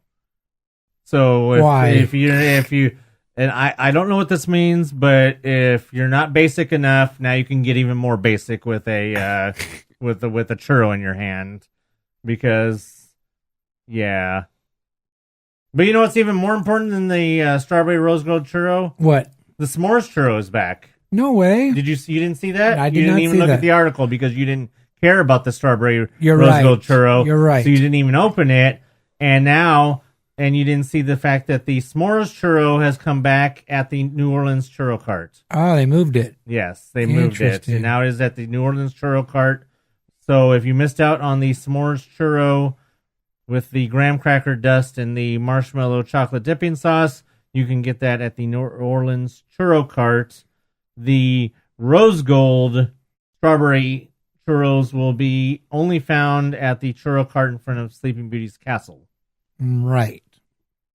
All right, so moving on. I just saw this come up on the internet, and we have some news about Andi Mack, which just got the green light for season 3. So those of you who enjoy Andi Mack, like me and Fernando Xavier Hubbard, you can look. Season 2 had just started recently too. Yes, and I'm really behind. I forgot to mention I had seen that season 2 had started, and I was going to tell you because I'm always watching Disney Channel because I'm always watching Phineas and Ferb and other stuff, and I had seen the commercials for Andi Mack coming back, and then I was like, oh, I should tell him, but then I forgot. No, I know it's coming back, and I'm still behind on season 1. Oh, okay. So I gotta get caught up on that, but yeah, I just saw that they got green light for season 3, which is really, really cool. And I guess the cast got the news today on Good Morning America. So that's pretty cool. And yeah, got another season of Andi Mack that everyone can look forward to. And like I said, I got to get caught up on that. All right, so continuing on with the media, we got another Incredibles 2 trailer last week. Like literally right after we recorded, of course. And I hadn't even watched it. Oh, I saw it. I mean, I was getting ready for other stuff, and I hadn't even really watched it. But let's check it out. Check, baby. Positions. Oh wait, no, I'm sorry. That's Karate Kid. Never mind. You guys saw the Karate Kid trailer? Yes. I couldn't tell if it was real or not, but evidently they're making this movie. Hey, they're not in Australia. They're not in Australia. Yeah. No, that movie is real. Watch after Jack Jack. I thought we were gonna go. You heard your mother. Trampoline me. We meet again. Superheroes are illegal. We want to fight bad guys. I never see bad guys. It defines who I am. We're not saying you have... What? Someone on TV said it. I was approached by this tycoon. Wants to talk about hero stuff. Help me bring supers back into the sunlight. We need Elastigirl. Bye, sweetie. I'll watch the kids, no problem. That's not the way you're supposed to do it, Dad. They want us to do it this I don't way. know that way. Why would they change math? Math is math. Math is math. All over Dusseldorf. Doozles are dozing. Their eyelids so heavy, they're drooping. Close it! I couldn't have done this if you hadn't taken over so well. I've got to succeed so she can succeed. So we can succeed. I get it, Bob. What the? That is freaky. But I can't keep giving him cookies. How? He's freaky. No biting a daddy. What? Done properly, parenting is a heroic act. Done properly.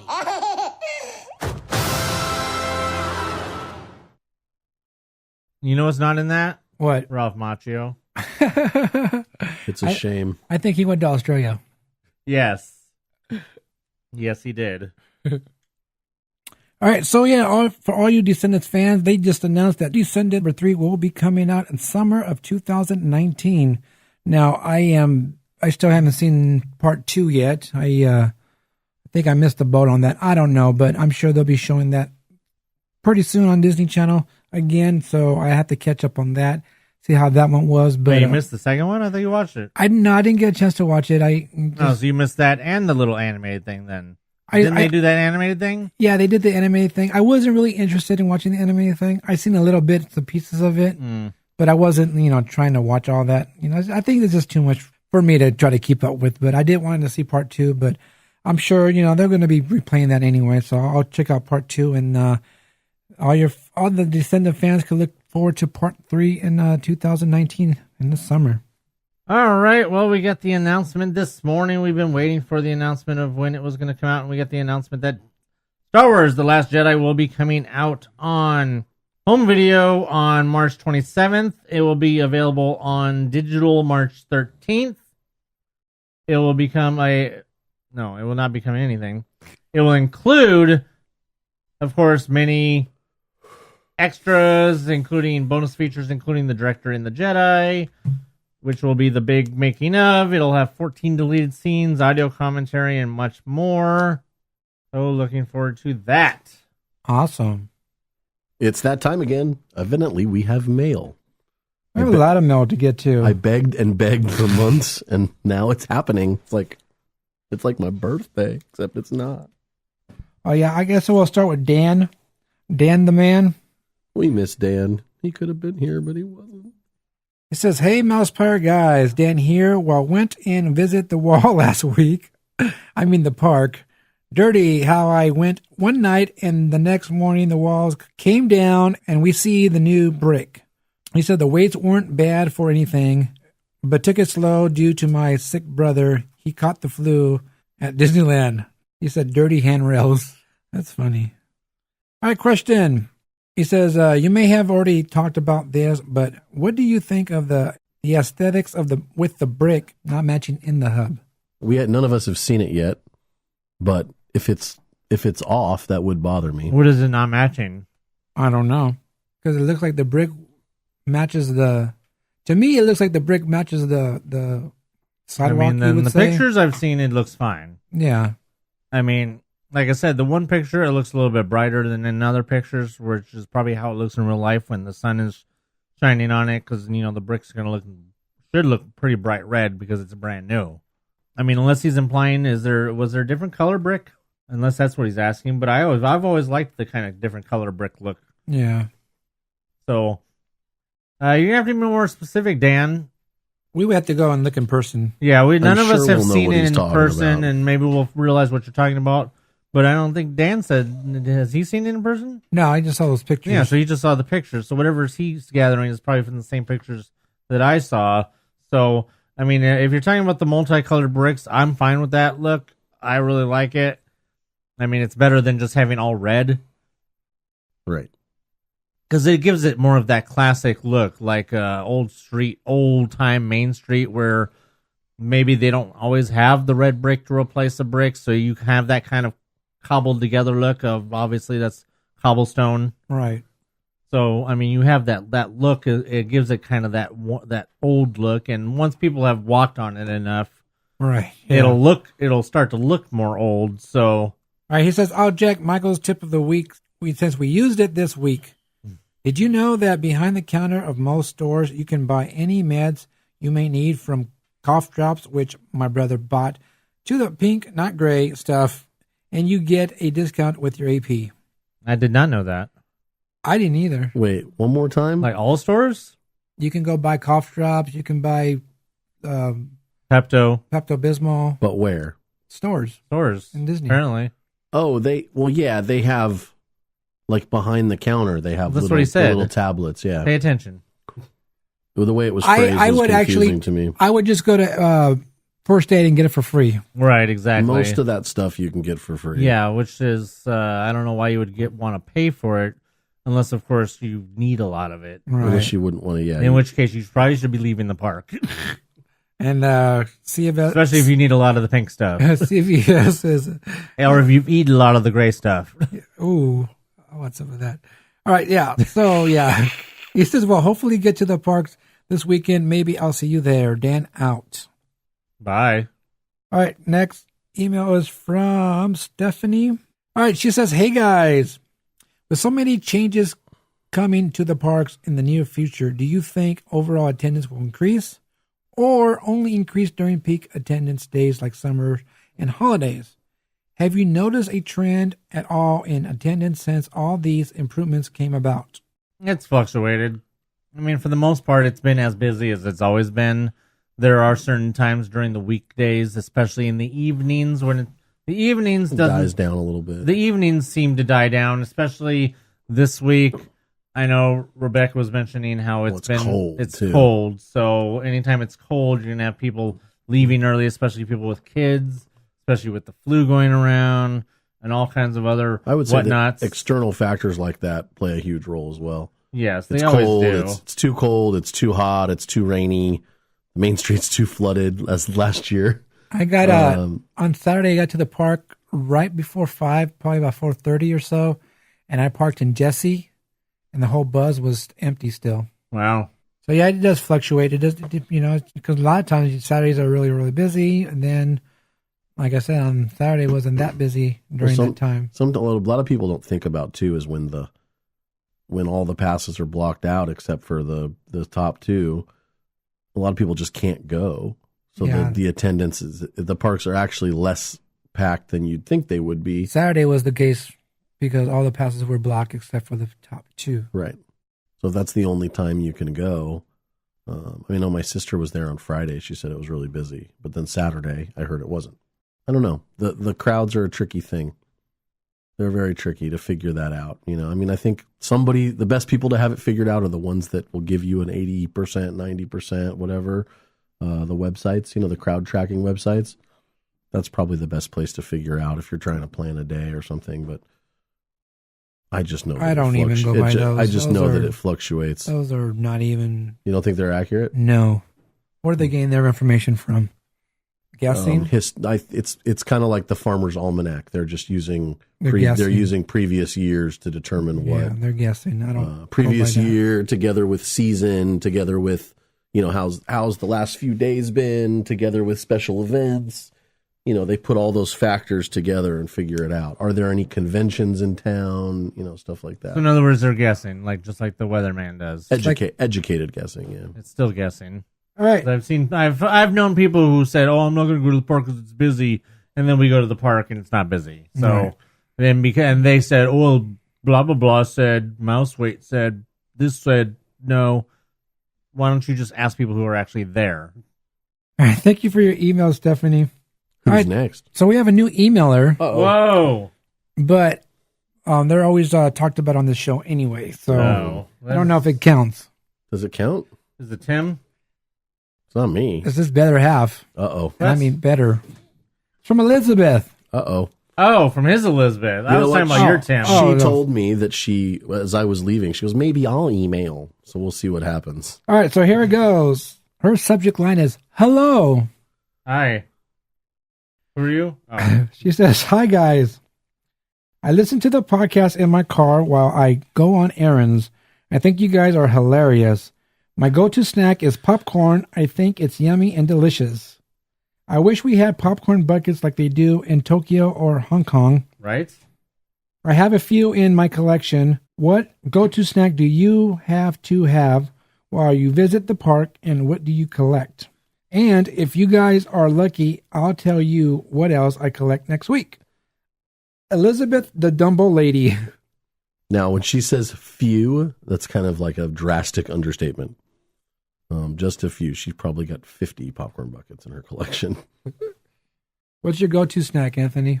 I don't know if I really have a go-to snack. I mean, you don't really never ever usually see me getting anything. Usually I always get a drink or something. So that's more of my go-to snack is a drink, I guess you can say.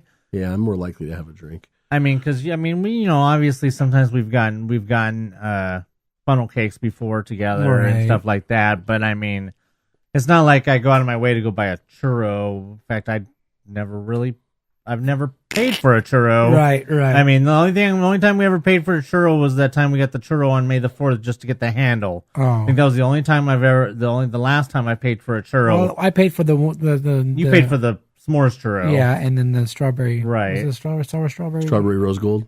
No. The sour one. Basic bitch. The sour strawberry one or whatever they had. Oh, the watermelon. Watermelon. That was good. Yeah. I like that. But, popcorn, I guess, but the only time I get popcorn is if I'm getting a popcorn bucket. Right. So, I'm going to say my go-to is a drink, because that's pretty much my snack. I mean, unless it's a Mickey's Halloween party, then, desserts. Skittles and carrots and apples. Yeah, apples. Oh, my. Yes. Yeah, I don't think I have a go-to snack anymore. I can't have anything, but his go-to snack was a corn dog. Yeah, well, I can still have that. I mean, I like the corn dog. I used to be a big fan of the chimichanga, but the popcorn, I do eat a lot of popcorn. Having Elizabeth with me, she's a big fan of the refillable popcorn buckets, even though we seem to forget them from time to time. Yeah, I can't think of anything else. It's just unless we were trying those parfaits. I mean, that Darth by chocolate was the bomb, so I had that. I would say that was my go-to snack every time I went during the season of the forest, and they had the Darth by chocolate parfait. I would always have to have that one. It's true. I see all the whole thing. This has made me think of a question. Being diabetic, Diggs, do you think that Disney should put more effort into having less sugar in their things? I'm going to say no, but I think they need to have more options of no sugar stuff. And I don't mean no sugar options. I mean, I'll use one example. The strawberry fruit bars that they sell in the little carts? Yes. All right. Welch's makes a version of those that's basically just juice that's frozen. You could literally suck the juice out of it and it just leaves ice, right? Okay, right.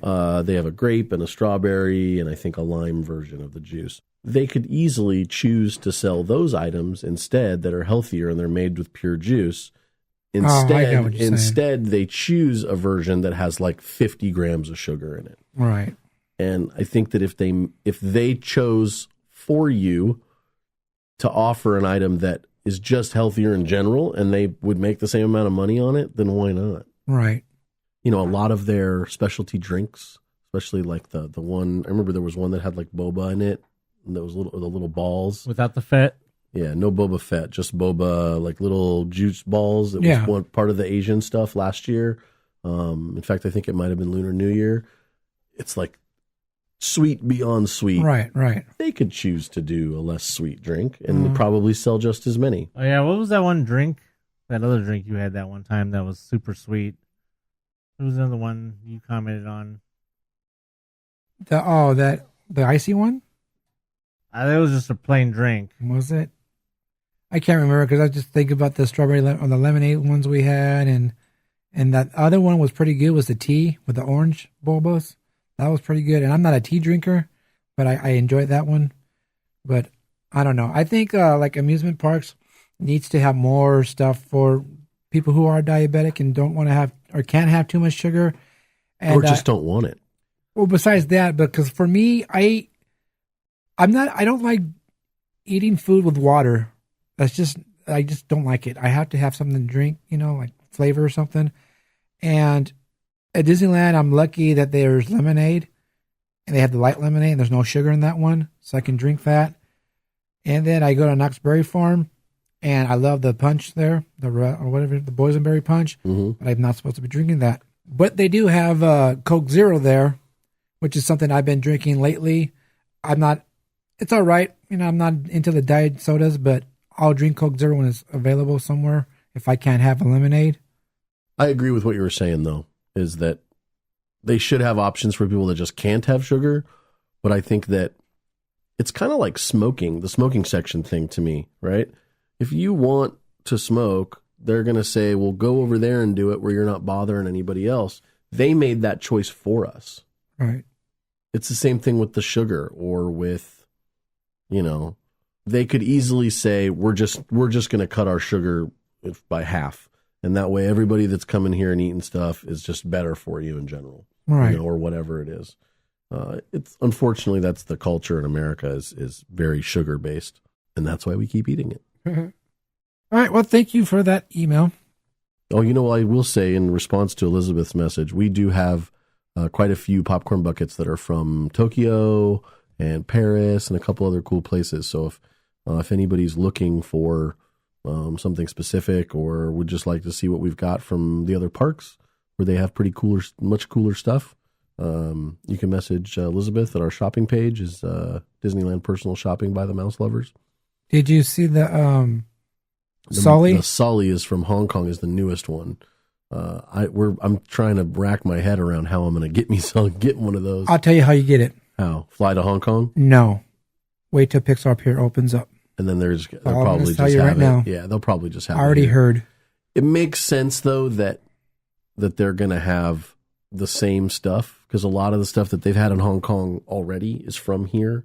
They just happen to maybe get it there first. I already heard before that came out. Yeah. I saw the picture. I already heard that there was going to be a Sully popcorn bucket at Pixar Pier. That makes sense. All right. So our next email is from Giselle, and her subject line is recording? ? No. All right. She says, "Hi, friends. Hello. Hope I caught you on a week where you record on Wednesday nights." Oh. Nope. Spent. So just she sent that for last week then?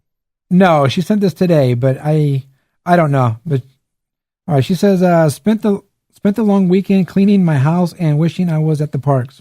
I have been reading a lot about Walt Disney World this week, and I just ordered my whole family magic bands. Lucky. Ooh, taking a trip. They seem super easy to use and actually very convenient. I know this past summer is when Disneyland started using MaxPass and scanning your phone in front of the little scanners. I remember thinking about how cool that was. Now I can't wait to experience just waving my arm and getting my FastPass scanned. I saw that some of the walls are down. Hope Flag Retreat isn't too far behind. She says Dan can totally be the mail guy, or we could share it. I'm cool with whatever, although he did get to record with you guys. I'm just like an extra person who writes in dirty. See you next week. Well, I'll say that it would probably be better if they just both wrote in every week. We had regular messages from people every time. I think that's better. In fact, we like it when new people write in, but the good part about, in my opinion, the good part about the people that write in regularly is they think all week about what they want to talk about or what they want to ask or something, and it adds to the show. Well, my thing is, as long as they feel like that they're competing for whoever's going to be the mail guy, it guarantees we're going to get at least 2 emails a week. I just want to say, before I left my house, we didn't have any. Really? Really. That's pretty good. Well, they all know when to send them by. Do they, though? But do they? Do they? All right. Thank you for your email. I mean, Michael was literally the mail guy, and he didn't even know when to send it in. So, sounds like a Michael issue. All right. Thank you for your email, Giselle the Gazelle. Appreciate that. Our next email is from Mary. Hey, Mary. And her subject line is Eastern Gateway Project. Uh-oh.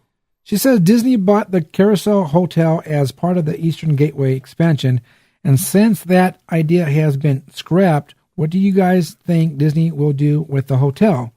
Leave it until they figure out something, or bulldoze it because it's an eyesore and not being used? Wait a minute, who is this? This is Mary. Oh, okay. I believe we talked about that a couple of weeks ago when we were talking about the we talked about that a few weeks ago, about what we thought they were going to do with the Carousel Hotel. Well, I know Mary pretty well, and she's just pissed about the fact that all that space is wasted, about the fact that the Disney hasn't jumped on buying the mall over there. I mean, I don't think Disney should buy the mall. I mean, why wouldn't they? Why not buy everything that they can in the area? I agree with that concept. You're but talking about Garden Walk. I just don't see why they would want to buy that right now and spend more money. And then, I mean, because we know that area is not doing good at all over there. Because in 10 years, it's going to be doing better.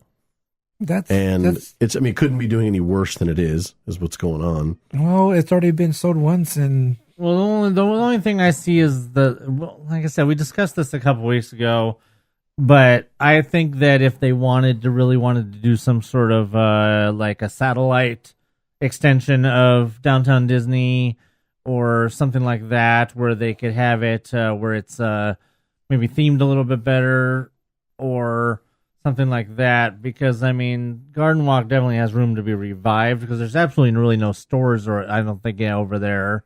Have you been there? Not since House of Blues went in. It's been years. It's blah over there. That's what I mean. Blah. It was always blah before. The theater was there, but it was all just a bunch of empty storefronts. The only thing that was ever really doing good was the front, the Catella side, with all the restaurants do great. I mean, Bubba Gump's and P.F. Chang's and all those. I think people just walk up there and they go to the Bubba Gump's. Right. They go to the Cheesecake Factory and then they walk back and they don't even go inside. Well, clearly, because they would never have closed the theater if the theater was actually doing well.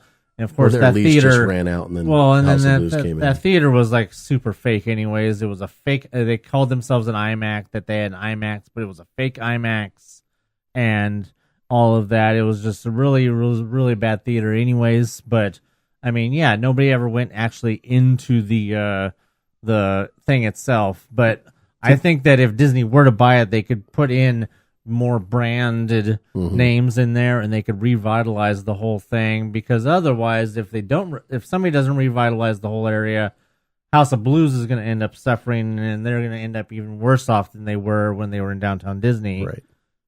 Then, So, I mean, to get to what she was saying in her question, though, she's really wondering about the hotel and how that's going to impact. Well, I think that plans. all connects, though, because that's what I was going to say. The plan, I mean, like I said, like I was saying a few weeks ago when we talked about it, if they were to want to buy Garden Walk, like I said, it could just become an extension of downtown Disney, where at some point you could almost have a sky bridge going across. That's what I said to over there, and whether or not the third gate. Well, I mean, whether or not the third gate happens, or whether or not the Eastern Gateway happens, the Carousel Hotel area could still be your. Yeah, it could still end up being, or they could still end up putting some sort of skywalk there across, where it just takes you. It's just a way to get across the street, and then there's a way, and then they maybe build up, because you have all the land that was the carousel, and then that all extends out, and then for somehow or another they could end up with a downtown. If they extend all the way from the regular downtown Disney to where the carousel is, all the way to Garden Walk, you can have a gigantic downtown Disney that rivals Florida. Disney Springs in Florida. And like I had even mentioned too when we talked about it before, you could almost even actually have that just be standalone. You can almost rename that Disney Springs, right, West Coast Disney Springs, and have that be Disney Springs, and you could even still leave the part that's downtown Disney now, still call it downtown Disney, and then that becomes Disney Springs. So here's my question: is the carousel still open? No, I don't think it is. They closed. I believe it had already been, middle or end of last year, they had already announced the closing date, and then they had already announced when it was going to start tearing it down and everything. I don't know, have they started tearing it down, or is it still there? I think it's still there. So, I mean, as of right now, they've obviously held off on the tearing down part because of that, but it closed. So, I mean, they obviously have one or two options. They could either reopen it so they're not wasting that land. Well, that's the thing. Until they decide they do want to use that land. How long do you think it's going to be before they figure out this Eastern stuff? 5 years? More? So if they deem that it's going to be a really long time before they figure it out, then they might just retheme the Hotel Marvel or something and reopen it. You know, they just redo the rooms with a little Marvel trim or some sort of Star Wars trim or something Disney, and then they can just reopen it, and it's, you know, for $1 million investment, they can sell the hotel out pretty much all the time. But, you know, they could do the same thing with Paradise Pier, which now the theme doesn't fit, right? Are they going to redo that, the Pixar hotel? Maybe. I wouldn't be surprised. And if they redo that as the Pixar hotel, maybe they use the carousel to offset the people for the time being. I don't know. But I think that until they figure it out, it's just going to sit there. Wouldn't you say?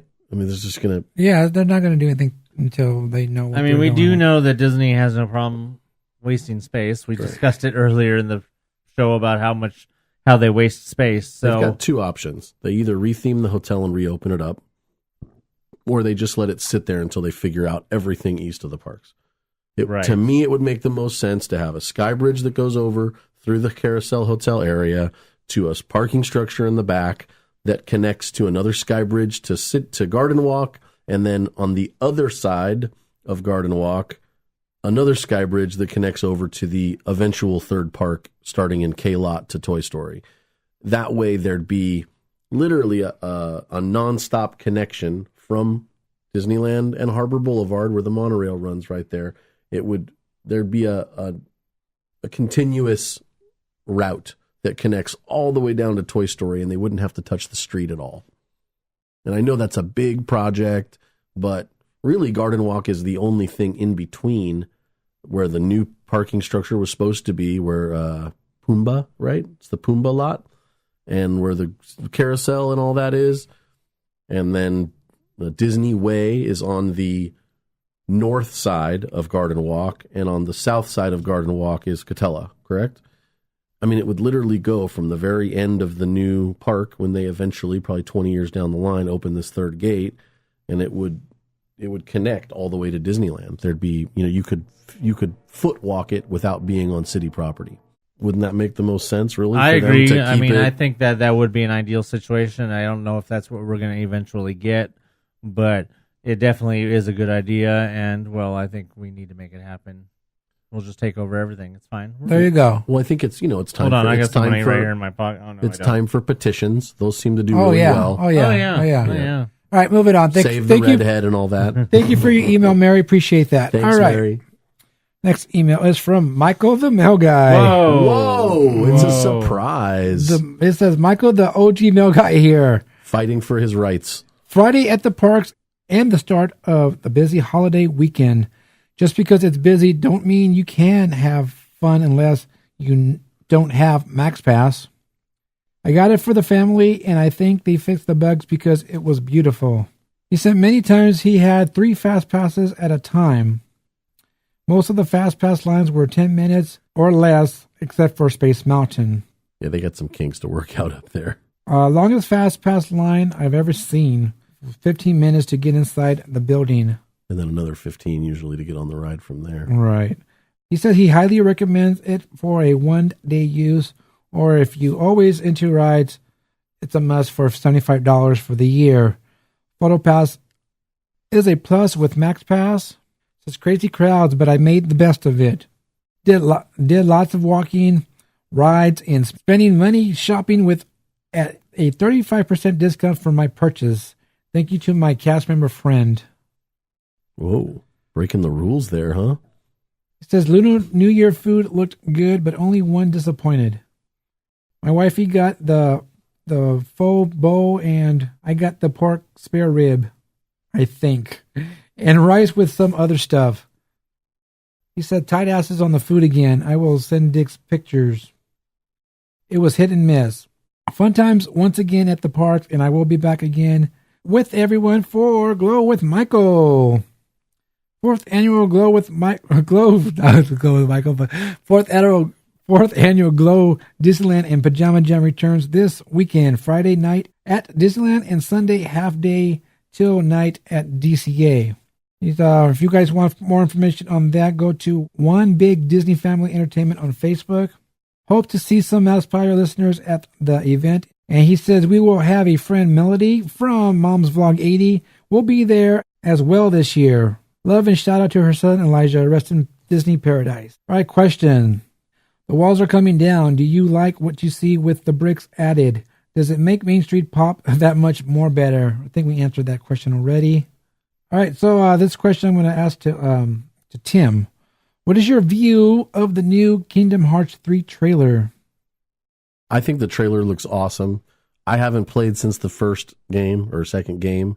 I haven't played the handheld. I mean, I played a little bit on the handheld or the DS version. I think Kingdom Hearts is a really cool series. As I get older, I realize that I'm not quite the gamer. I like my Mario games, but anything more complicated than that gets a little difficult. I think that it looks awesome though. My friend Jesse's a huge Kingdom Hearts fan, and I talk with him about Kingdom Hearts all the time. So I think it looks great. What do you think? And you're a gamer right there, Anthony. You know what? I haven't played Kingdom Hearts since the first one, so I don't really have any opinion on it. It's just we were talking earlier. This game has been coming out for like 4 years, and I'm so freaking tired of waiting for it and seeing all the videos, then just have it keep being delayed and delayed and delayed and delayed. All I keep seeing is, oh, look, here's this land a year ago, and then a month ago or so, we saw, oh, here's Monsters Inc. land, and just keep showing us stuff, but no game being released. Well, I'm done with it. I don't care. If it gets released, it gets released. I'm all about Redemption 2. Ooh, I want to play that. What's that? Are you going to have Redemption? He said that you guys forgot this game when it was one of the biggest announcements at D23 Japan. Well, we didn't forget. I intentionally didn't talk about it. It wasn't even an announcement. They just talked about that Monsters was going to be in it. That's all they talked about. There was no announcement. I will say that I've mentioned it every week for the last 3 weeks. We just chose not to talk about it. Right. I mean, there's nothing to talk about. Nothing's really happened yet is really the issue. No, there's nothing. Yeah. All right. So he says, till then, this is Michael, the OG Mail Guy, saying bye. Bye. All right. So thank you for your email, Michael, the OG Mail Guy. Mary Giselle, Elizabeth, Stephanie, and Dan the Man. Woo! So that might be a record. I don't know. I think we had about that much before. So there's one person who's missing. There's a couple people who've been missing from emails. One is Fancy Nancy. And Nancy, email us. Let us know that you're alive. And Fernando Xavier Hubbard. Oh yeah, he's been missing for a while. And he actually texted me the other day telling me he's going to be dirty and not email. Well, he texted me letting me know that he was going to be working in San Bernardino. Have to do something over there, and he was going to call me and we're going to meet up for lunch. So I'm still waiting for lunch. Who's that? Fernando. Oh, right. All right, so if anybody have any questions, comments, your own tip of the week, tip of the month, tip of the day, all you have to do is email us. MousePIRE@gmail.com. Sing it.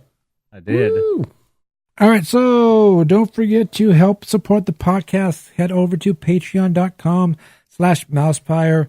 Any amount will help us here because we have a lot of issues going on and we need some help repairing some of this stuff. So you guys head over there and you can give the $3. What's it called? Michael, the Mail Guy's $3 donation. You can click on that and give us $3, or you can pick whatever amount you would like to donate. Like I said, we'll really appreciate that.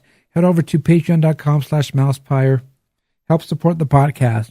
All right, don't forget to check out our YouTube channel, MousePIRE Podcast. There you can listen to our podcast. A lot of people have been doing that lately, and I really appreciate all of you listeners who are listening to us on YouTube. So go over to YouTube, search MousePIRE Podcast, subscribe, and check out the podcast there. Yeah. Do you have a special occasion coming up? Looking to personalize your trip with a keepsake? Create customized buttons for birthdays, engagements, family vacations, even bridal parties, or just because. Check out buttonsbydiggs.com today. Buttons by Diggs, Buttons by Diggs. Remember, those are buttons, not pins.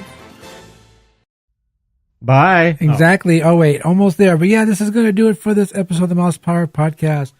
We appreciate you guys taking your time to listen to us.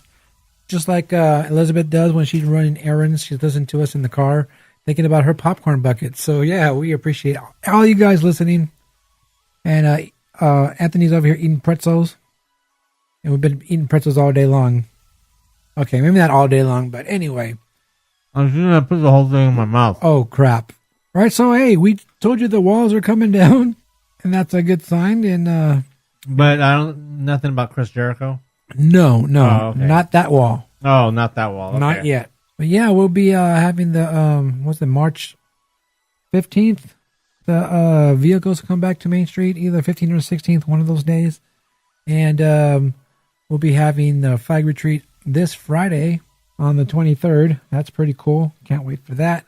I will be in the park on this Friday on the 23rd for Michael's Glow with Michael and his PJ event that's going on Friday and Sunday. I don't think I'll be there on Sunday. I might go back on Saturday. Not sure yet, but definitely will be there on Friday. All right, don't forget you can go catch Black Panther over at DCA doing some photo ops and all that with his Royal Guards. Catch Black Panther the movie. You'll enjoy that a lot more. Well, do both. Yeah, exactly. Go get your picture taken with Black Panther and then go see the movie. And if you guys are heading over to Florida, don't forget Toy Story Land opens on June 30th. So if you guys are going to be there this summer after that, that'd be pretty cool. And if there's anyone actually going there when Toy Story Land opens or after that, let us know how it is over there and let us know your experience there at Toy Story Land and all that stuff. Yes, if anybody does plan on being there within the first few days or anytime during the first week of Toy Story Land opening, we will name you an official MousePIRE correspondent, and you may definitely at least have an email since we don't know how to actually have you on the podcast. Oh, no. I mean, if somebody were to want to go cover something for us. Yeah, that's what I'm saying. That's they could do what Dan did and make a recording of their yes, review you're right absolutely afterwards. Right. Send us the file and we'll play it on the air. Yes, absolutely correct. Be a correspondent. Yes, I challenge you. We're definitely looking for somebody who thinks that they could be at the opening of Toy Story Land for some sort of correspondence. Not a correspondence course, but to be a media correspondent for us. We do not provide any financial aid here. No. We don't have aid. We don't have aid to financially something. No, but you can definitely ask Michael. Well, because he might give you $3. Yeah, he might give you $3. Don't forget the flag retreat might be coming back this Friday. Should be coming back this Friday, so keep an eye out for that. And the walls in the town square should be coming down. And once again, don't forget Friday, April 13th. Friday the 13th will be the beginning of Pixar Fest and all of the stuff that comes with that. Fireworks, parades, oh my. Yes, can't wait for all that. And don't forget that the Incredible float for Paint the Night won't debut until June. So, yes. Oh yeah, and real quick, they announced the packages for the Paint the Night parade over in DCA. They have packages. I saw that. I forgot all about that. Just remember that right now. So I just want to remind everyone who, if you guys, the thing is people were all, oh my God, I went and it's already sold out. Well, they weren't actually looking at the date that it starts, in April. They were looking right now. There's no dates available. Well, it's not start till April. Right. But the Disney system for this kind of thing is a little flawed, I'd have to say. I went on there and I found the date. Right. It was open. You've got to think outside the box to make it work. You got to know the date, go to that date, choose the date. They don't just tell you the open dates, which is what I think would be, if you could go on the system and just choose an open date, it would be easier. You have to know the date you're looking for, and yeah, but my point is that people were looking like right now in February, and they said there's no dates available.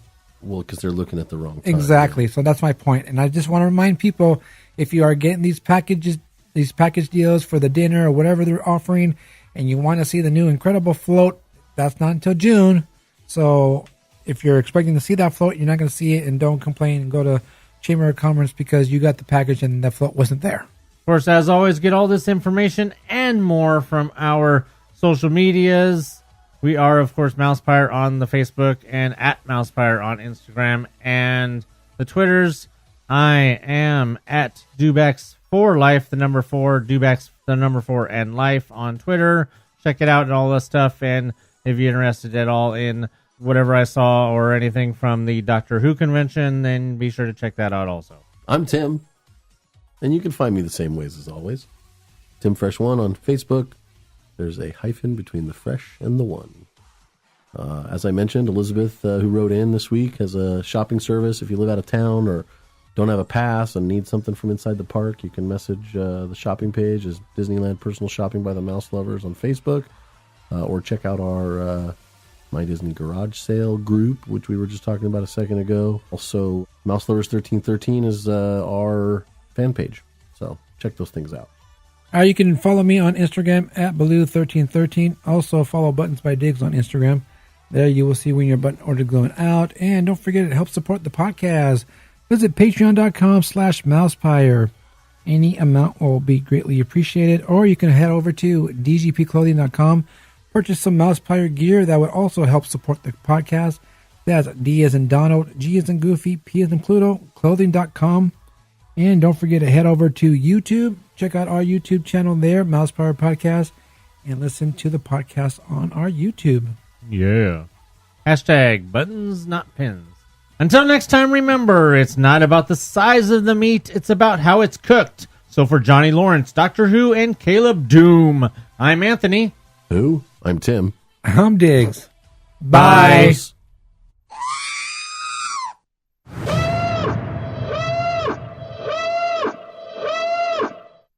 That's not how the Force works. This podcast is intended for entertainment and informational purposes only. Audio, sound bites, and other clips are property of their copyright holders. All original stuff is ours and property of MousePIRE.com. Together forever. You're breaking my heart. Oh. I don't know if it goes like that. I don't think so. Oh, okay. Together forever. A Dick's. You're a dick. Oh, okay. Well, screw you then. I got poked over the weekend. Disgusting, man. It's kind of big. Whoa. I like turtles.